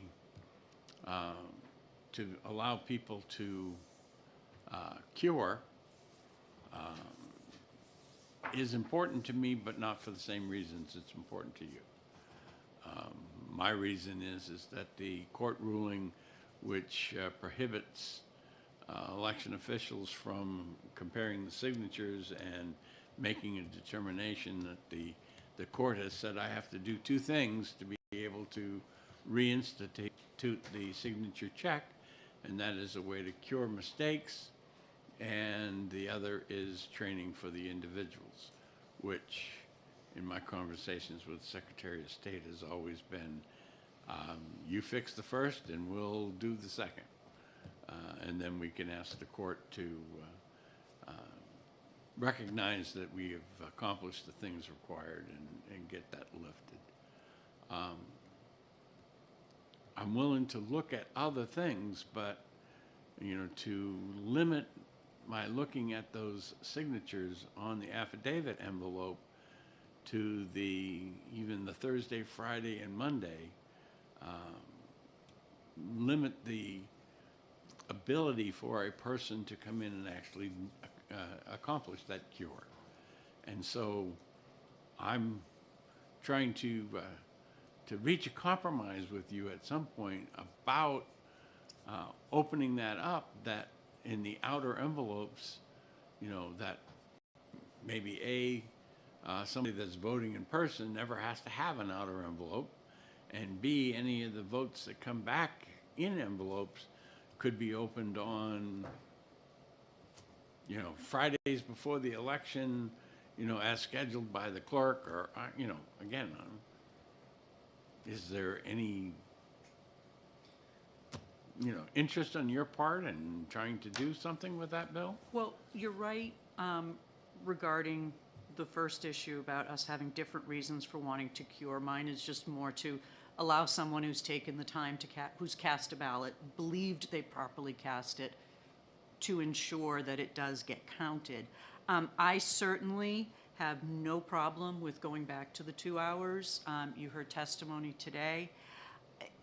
The concern I have with completely doing away with the outer envelopes and the clerks doing this on a rotating basis, to me, it eliminates part of the public process, some of the transparency. And I think the dairy clerk was getting at that. But having said all of that, I think the secretary offered some very, some interesting thoughts to ensuring uniformity of security of the ballots and the processing. And I am more than willing to work with you, the secretary, and the Clerks Association to come up with something. I think it is an important tool, particularly for our largest communities, so I want to see something pass as well, and happy to sit down and talk to you more about how we get there. Okay, and we'll see if we can't do that. Senator Abbas. Just a comment on page 2, line 26. Members of the general public may observe that this process. I mean, I think maybe rewording that to say shall have the opportunity to observe the process, just to make sure that it's stronger. I just think it's stronger language. I don't think that frustrates the intent either. That was page 2, line 26.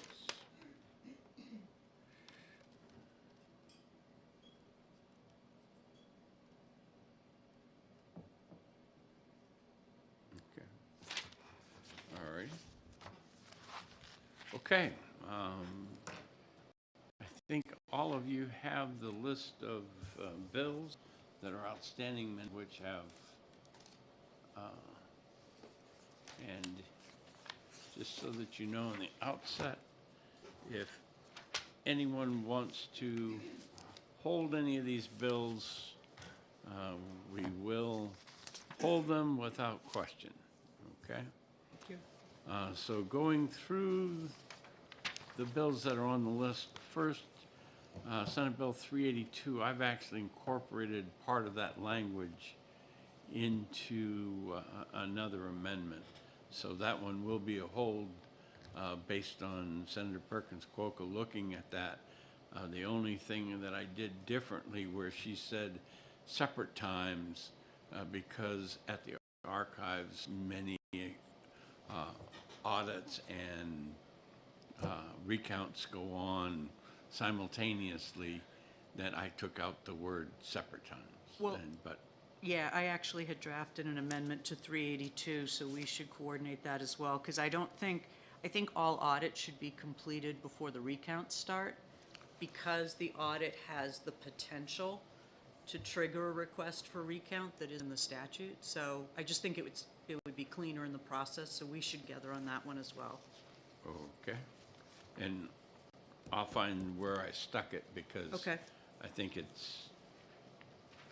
also leaves us a bill that if we needed to do something else with, it would give us that opportunity. Okay. By moving that. The next one, 384, relative to municipal grants. Senator Fenton and I have had several conversations. If I were to make a motion, it would be to study it, because I think that the amount of money that we have put into the budget and various things, that there are this one and several others that are into finance or coming to finance, where we need some of those other dollars to actually be spent before we can look at additional things that would influence housing. Is there anyone that wants to put this one on hold, or? Could we hold this one till Senator Perkins Cuoco is here? As I told you, if someone Appreciate it. asked, I would put it on hold. Okay, 448. Woodsville Fire District, that one certainly is on hold because we have the hearing on the amendment that I wrote. And for those who don't know, that amendment is available in the Senate calendar for you to look at. I have received some feedback that in some of the deletions that we did from the chapter law, we did not incorporate one of the changes that was to the fire district and the composition of the parts of the town that make up that. We certainly would do that and bring it back to the current definition of what the district is. I have it, thank you. No. So, and also, in some of the conversations that I've had, there would need to be agreements between the town and the district to take care of some of the issues, like the roads and stuff. Who is responsible? How are they going to be paid? Which is one of the things that are out there. Certainly, if the district is taking care of a particular road, you know, the city of Rochester hires many, many people as private plow drivers to do different things. They hire other people to do different things. And a municipal agreement would allow you to bridge so that this thing didn't have to get discussed every town meeting and funding provided for, because it could be handled like a contract, which it would be. We're trying to get the people to at least start to discuss that. One of the suggestions may mean actually moving it effective date from 1 January 2025 to maybe even 1 January 2026. And again, the 1 January because of when the budgets are effective and go from and to. But looking at that date may give them additional time to put some of those agreements. And I have also the question about the Supreme Court that I've been told by several that what we're doing in this bill or the amendment to this bill would not affect the Supreme Court because it is on a particular issue in the past and doesn't have implications to the future, which this one would. So I probably could say that more eloquently if I had a JD after my name, but you know, I think there's a couple here that could help me. Mr. Chairman, you did an excellent job. Okay, thank you. 489, election audits. We have in front of us an amendment that I wrote, which incorporated the things. I guess this is the one where I put in Senator Perkins Quokka's language somewhere. I was trying to find it. Oh, wait a minute. Section 3, is that it? Recount audit procedures, publication, amend RSA to insert after recount audit procedures. Secretary of State shall publish all recount and audit procedures as well as the times to hold any recounts and audits take place.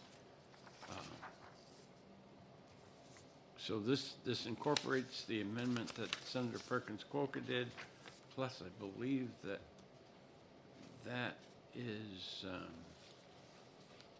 It puts it into a different section, though, yeah. Mr. Chairman. I'm just trying to reconcile the two, because her amendment says it's amending 660:33, but then when I go to your amendment, it's a whole new 33, and I think you're putting it into 34?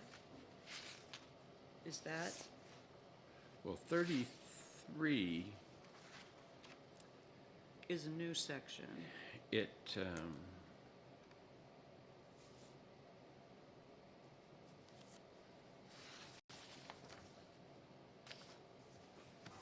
again, the drafters sometimes put stuff in different places than what you think, huh?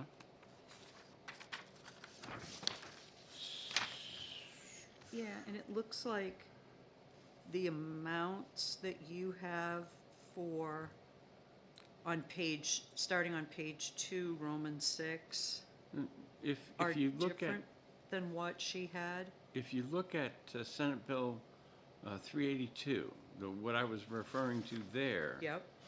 is that section at the bottom of page 2, section 3, where she wanted inserted into to 660 colon 17 dash Right. C, the words that are in there, and again, it says, as her amendment says, or her original bill on that said, as well as established separate, okay, times. And I took out established separate and put the word "the" in there because depending upon the audit equipment they purchase, et cetera, there may be more than one going on at the same time. Right, but, and I think that would make sense for the amendment that I have prepared, that the audits are completed prior to the recount if they're the same district. What I'm trying to figure out is, in her amendment 0226, Let me just put this away here. Roman 6A, she was doing 1%, Yeah, and then you had changed it to 2%. yeah. The, what, in the number of ballots, I was trying to split the difference. Okay, I started off with 100 ballots, she went down to 25 ballots, and so I talked to her about going to 50 as a compromise. Okay. And that's that same kind of thing that you see between my amendment and her amendment going on. When you get into making a statistical sample, you get into standard deviations and percent of confidence and all of this. And if you're not dealing with population and you're dealing with the sample size, then the formula for that changes, and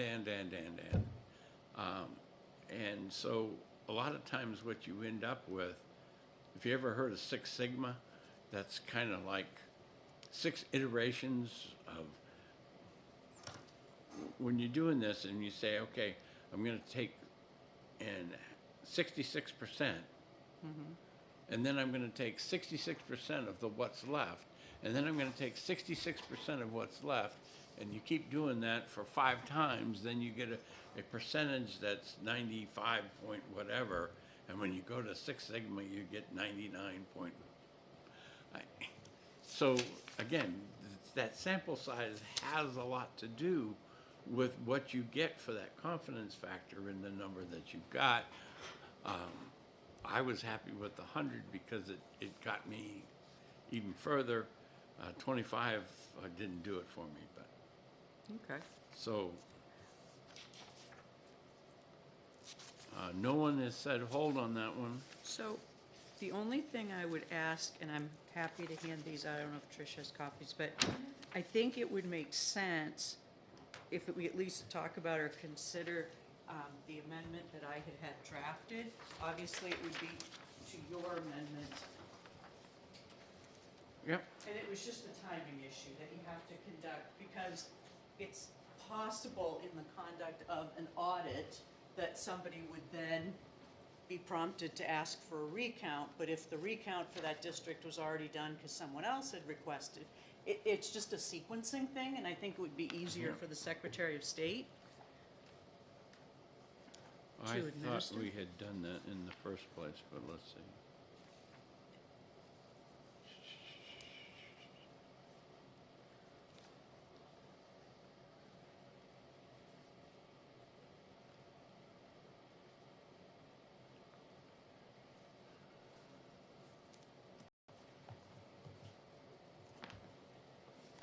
This is 2%, 2%.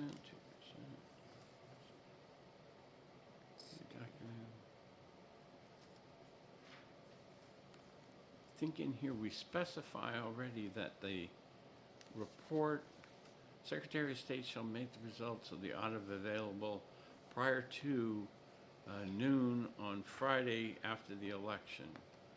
And But we have two different audit provisions, Mr. Chairman. So we have a provision that, to me, is the one that really makes sense, which is the one that you incorporate in your amendment and is a further iteration of what we had done in the study committee. But there's another part of the statute that has the Secretary of State doing random audits of state rep districts. And I could find it if you give me a minute, but this was to try to make sure that all the audits are completed and then you start recounts. So just,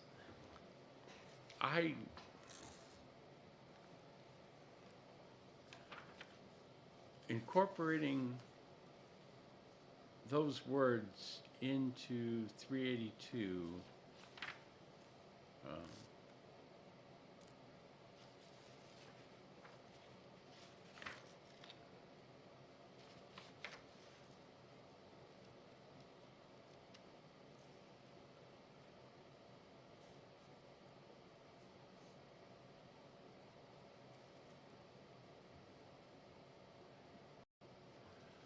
I guess I have no problem with what you've written here, putting that into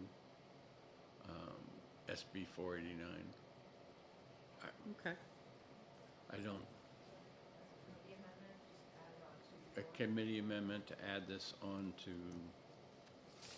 All right, so Okay. I'll move ought to pass on the bill as presented. I'll second. And Senator Susie seconds. Okay, and now I will move my amendment 0465S, and with the addition of Amendment 0129S, which was on Senate Bill 382, but now will be added to 489. I will second that. And so, do we have additional comments? Just trying to. Sure.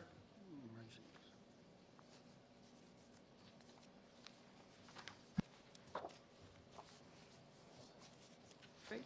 Okay. Any further discussion? All those in favor say aye. Aye. All those opposed say nay. The ayes have it, and I will take that out unless you want to take it out. I think we have to vote on the ought to pass. Oh, it ought to pass as amended. Yep. All those in favor say aye. Aye. All those opposed say nay. The No. ayes have it. It's fine if you want to take it out. Okay, I will take it out. And if in drafting that they have any problem, then we will bring it back here and look at it. Okay. Verification of the checklist, 490. After discussion with the Secretary of State, I wrote the amendment that you see in front of you. Amendment 0411S. Instead of every 2 years, this would do it every 5 years with a 4-year look back. It's important to do that 4-year look back because of the number of voters who tend not to vote in any other election other than the presidential election.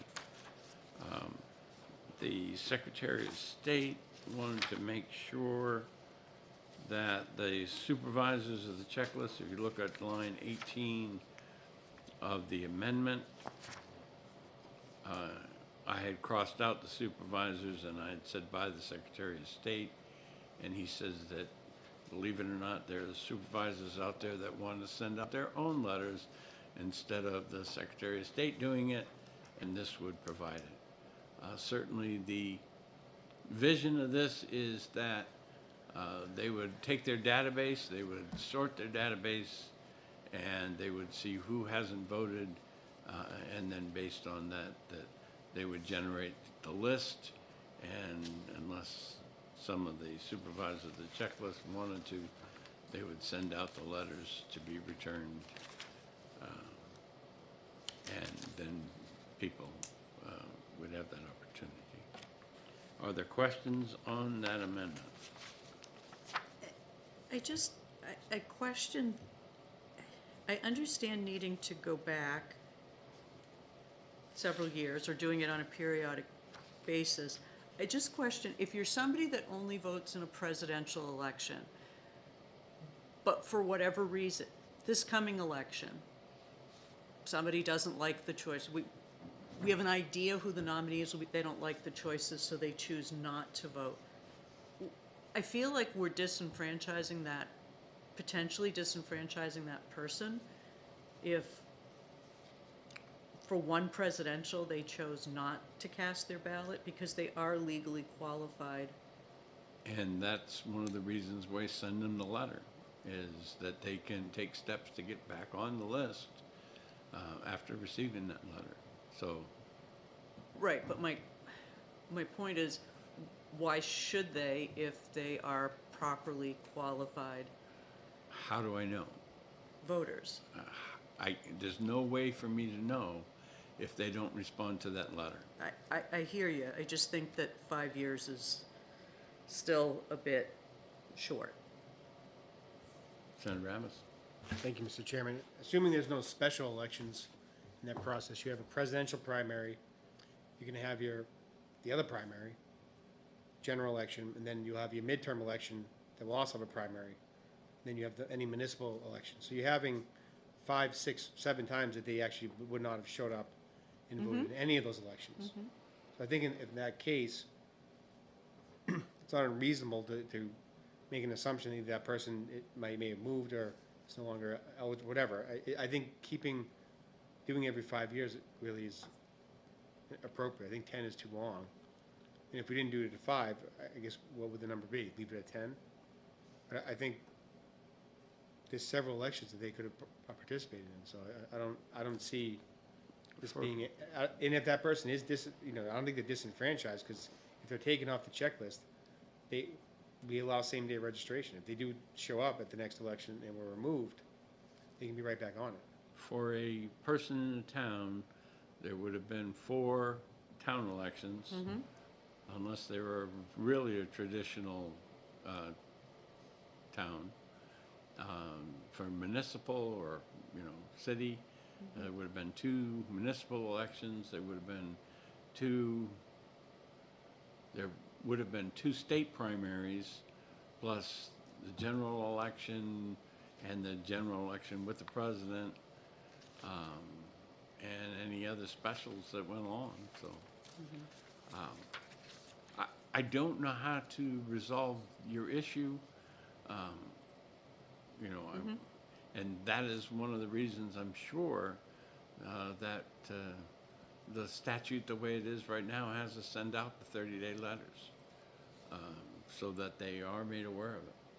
Senator So Ramos? let's say someone's removed from the checklist, and then they show up to vote. What's the process? They re-register to vote. If they actually go to the town clerk can actually go into the election database, and they can fill out minimal forms and get right back on the list because all the information is already in the system. If they do it on election day, many, and I'll say that's probably just very few that actually have access to the internet at the polling location and actually take the time to look up somebody if they come back in to re-register. So they would fill out a new registration form. So if I didn't vote for 5 years, I'm now removed from the checklist, I show up at the polls on the election day, I can still vote. And and you also would have had to ignore the 30-day letter. Thank you. So no one said hold, so I'm going to move what to pass. Second. And then I'll move the amendment 0411S. Second. Okay. Discussion? the amendment? All those in favor say aye. Aye. All those opposed? No. So, and further discussion on the bill as amended? Seeing none. All those in favor of the bill as amended, say aye. Aye. Aye. All opposed, say nay. No. And the ayes have it. And again, unless you want to take it out, I'll take it out. Mr. Chairman, you always do an excellent job. Okay.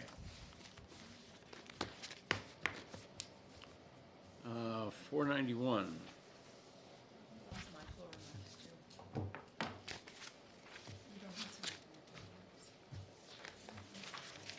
I've been known to not use them.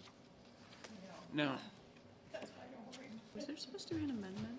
this one, I don't think that we've received an amendment.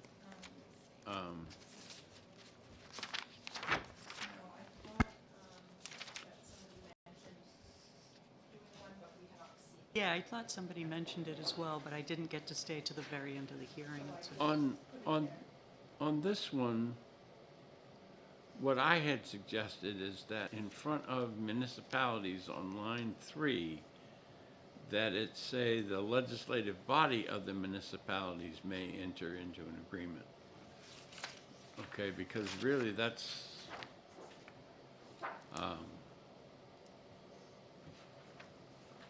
because it should be the voters that are going to take on this added responsibilities in a town, and not the selectmen. So that, to me, would make it clear, and that's the only notes I have about an amendment on my sheet.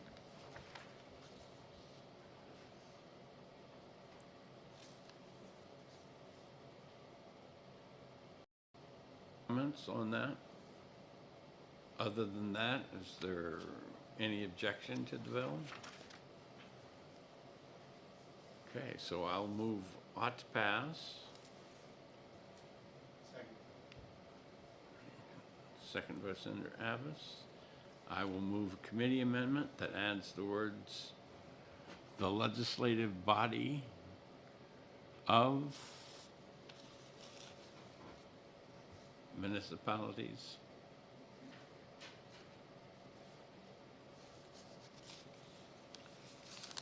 Comments on that? Seeing none on the committee amendment, all those in favor say aye. Aye. Aye. All those opposed say nay. Ayes have it. The bill as amended. Further discussion? Seeing none. All those in favor say aye. Aye. All those opposed say nay. The ayes have it. And which one of you want to take one out? She's been here longer than I have, and I don't want to. Sure. Senators,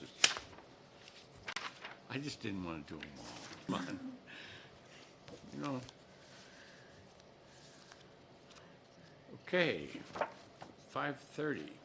Could we hold on that one, Mr. Chair? That Yep. was a long amendment. I'm still going through it, if I could. Yep. Okay. Is there any discussion that you want to have on this one? 5:30 isn't the real long one. The longer one is Oh, 5:34. 534. Wait a minute, let me This- look back at 5:30 then. This I was one here mistaken. is the one about legibility of your reports. Oh, yeah, that's right. And the Secretary of State, And you have an amendment to that one. on what is line 10 on the original bill, it did have facsimile in there. And Secretary of State's office wanted facsimile to come out. It's rarely used anymore, but when it is used, that is their biggest problem with legibility.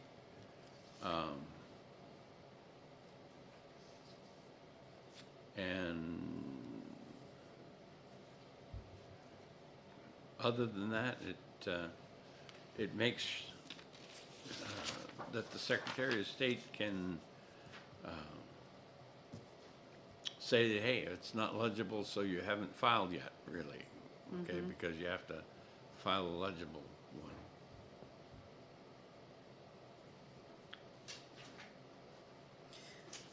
I do have a question regarding the amendment. So starting on line 24, Yes, ma'am. non-compliant reports shall not be accepted by the Secretary of State as filed. What Yep. if somebody doesn't know that, I mean, they do a legible copy, but for some reason it just doesn't come through a PDF that's legible?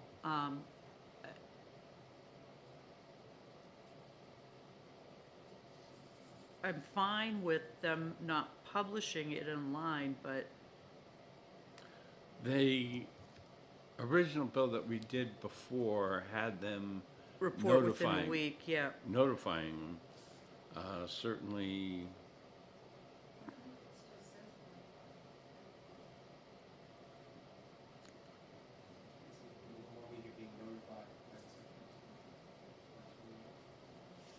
I think that's important because if it's not legible, all they're saying is you're gonna get a notice saying, hey, your report's not legible. You have 1 week to resubmit a report that is legible. I think it's not unreasonable at all. If they receive a report that's not legible and they don't contact anyone, okay, they so don't provide the notice, it never invokes the law. line 23 talks about after being notified by the Secretary of State or Attorney General's office. And I guess File an that's, amended report within a week after being notified. so And no notice, the If- law's never invoked. if you want, No, there should be notice. I just,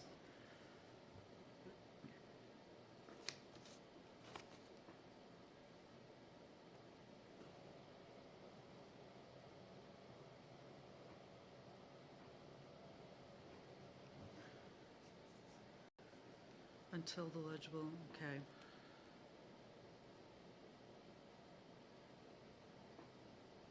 I mean, we can be more in your face with the language.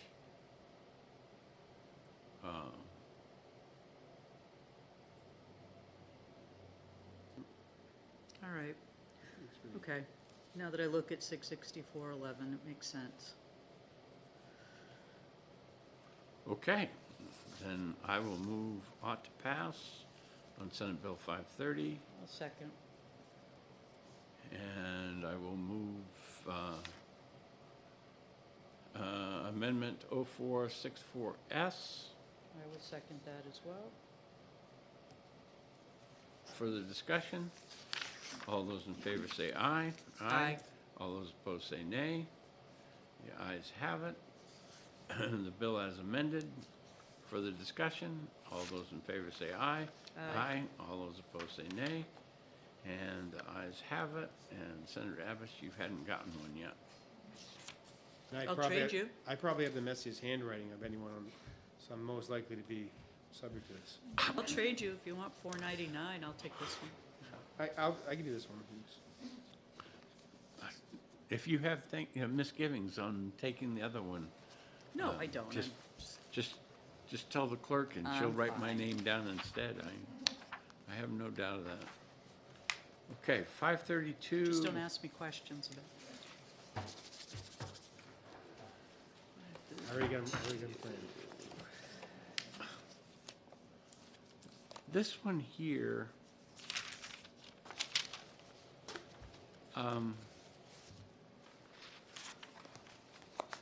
whenever I've gone to look for this kind of information, I've been able to find it relatively easy. Of course, I do understand some of the reports that they have to file with DRA and other places, that may be better than others. So I don't think I have an objection to saying, okay, hey, you gotta post it somewhere to make it easier. Discussion. There was an issue raised by the Municipal Association about some towns not having websites or websites that are hosted by third parties, so there could be some timing issues. What she said in the hearing report. If I may ask a question, does any type of disclosure, is it required to be posted on the website? I know a lot of municipalities still have that old fashioned, board, and they just put the note, hang the notice right there. Well, Is there's mandating no, the website requirement? if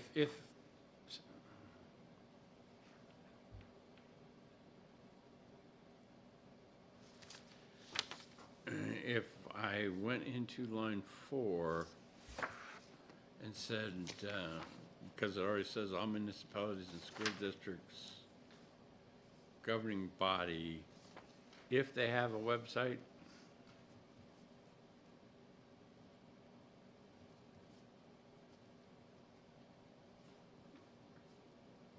Mr. Chairman, could it say on their website or posted at the town hall or somewhere at the school? well, the see, the problem I have with that is the information is already required, but it's mostly required by those DRA forms. What we're really doing here is grabbing that stuff and putting it in a particular place to make it easy.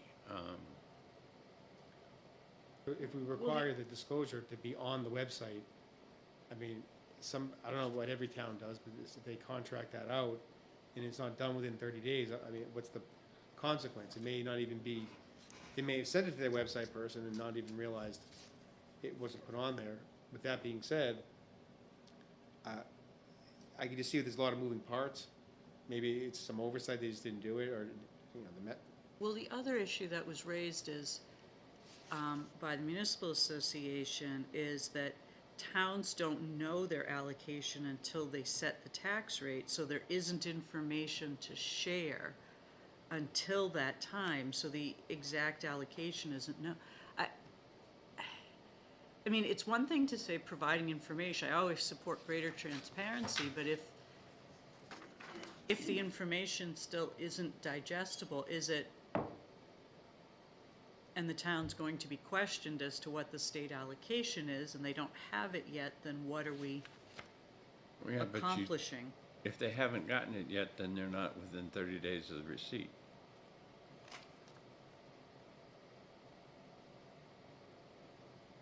missing website or posted at the town hall.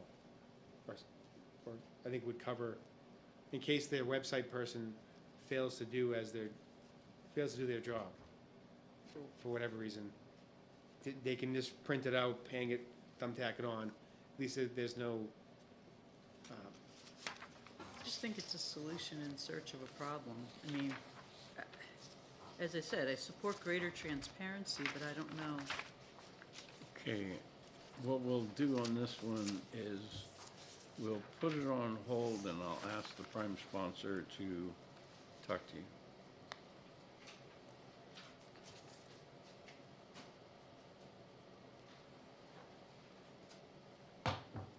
And then 534 was the one that I had meant previously, Mr. Chairman, if we could just hold off on one. That's the dense one, but. Yep, we'll hold off on it, but in case anybody wants to talk, I want to at least give you the opportunity.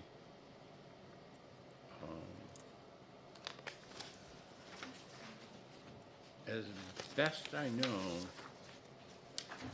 we've incorporated all the stuff that was given to me.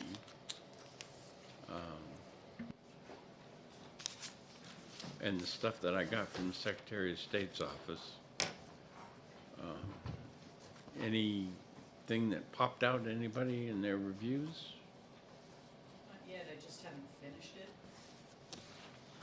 Because some things are moving locations, I just want to do a little more thorough review.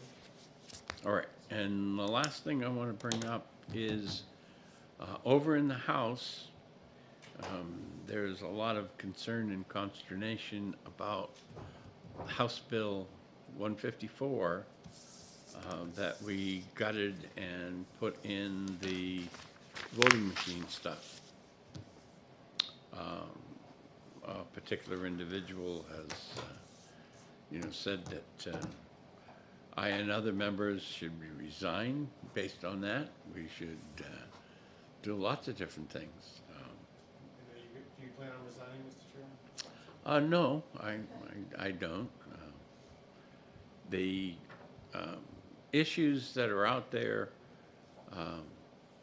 deal with whether or not there was no FN report, and I've responded several times that it doesn't spend any money.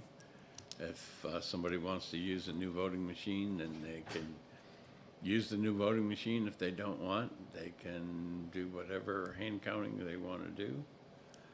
They can try to limp through the next election with their existing AccuVote machine, which LHS did promise at one point to be able to support all the way through the 2024 election, but has, in accordance with the conversations I've had with the Secretary of State, said that that may or may not be possible. Other things in there, that apparently there's a ballot law commission report or whatever from nobody knows because it's not dated, that requires voting machines that you have one for every 600 people. I responded to that by saying, to me, that sounded more like a community that was where the individuals were actually voting, making their choices on the voting machine, and not for the tabulator type devices that we currently use. And since it's not signed, not dated, anything, it has no validity. Another thing that they question is we crossed out about overvotes and undervotes. We actually moved it from the moderator certificate, which isn't due until 48 hours after the election, to the election results themselves in a different section, so that is covered. There's other things in there, and checking your email, you will see some of those because I believe it was sent to the whole committee.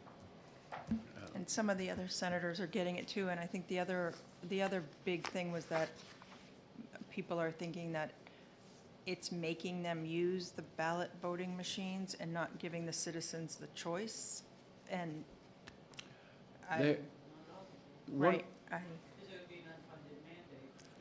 yeah, so I think that's why the consternation, and I think they're misunderstanding maybe what it. On that particular issue, it had to do with the selectmen being able to choose or the legislative body being able to choose, okay? And in the amendment that we did not change that language. And it could be read as the selectmen get to choose whether to do it or not. Again, we didn't touch that part, so, you know, if they want to change existing law, all we have to do is add it to something that we already have, and we can change it for the future. Certainly, I am a proponent for knowing how many overvotes, undervotes, because at a recount, if I know how many people checked in, then I know how many votes I should end up with at the end of the recount so that all of the ballots are there. There is a bill in the House that would have done away with that. One of the bones of contention in that is right now, if you know that a person who puts a ballot into the machine and it has an overvote, the ballot will not be read by the AccuVote machines and returned. Personally, I think that the person manning the ballot box at that time should inform the voter that the machine has encountered an error where the machine won't read the ballot or won't process the ballot through the machine, and they have the option of trying to correct whatever it was or have the ballot put in the side pocket for hand count. There's problems with that because now if I've done a survey of the machine looking at the ballot, I'm told that now that gives them an advantage over some other voter, and you know, where they get to correct their error and that other voter doesn't get to correct anything. And to that I would, you know, say that I personally don't see it. You know, pointing to the screen that says, you see here, it rejected it, then the moderator isn't saying anything.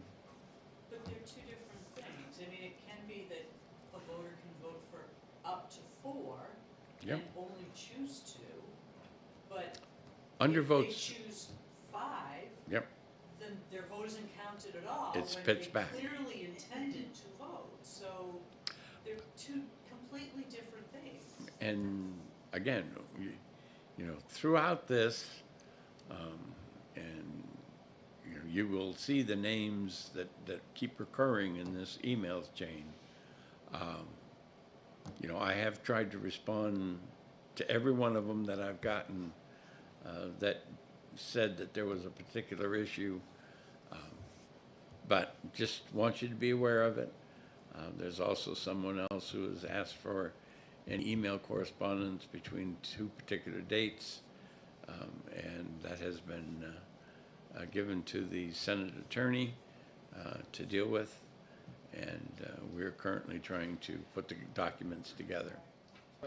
Just to clarify, one of the concerns is, we'll just use the example, it says pick up to 4 candidates, and that person then somehow selected 5 candidates, when they're only allowed to pick 4, that person who selected the 5 candidates has an advantage to correct that mistake over someone who puts in the machine. That's the problem.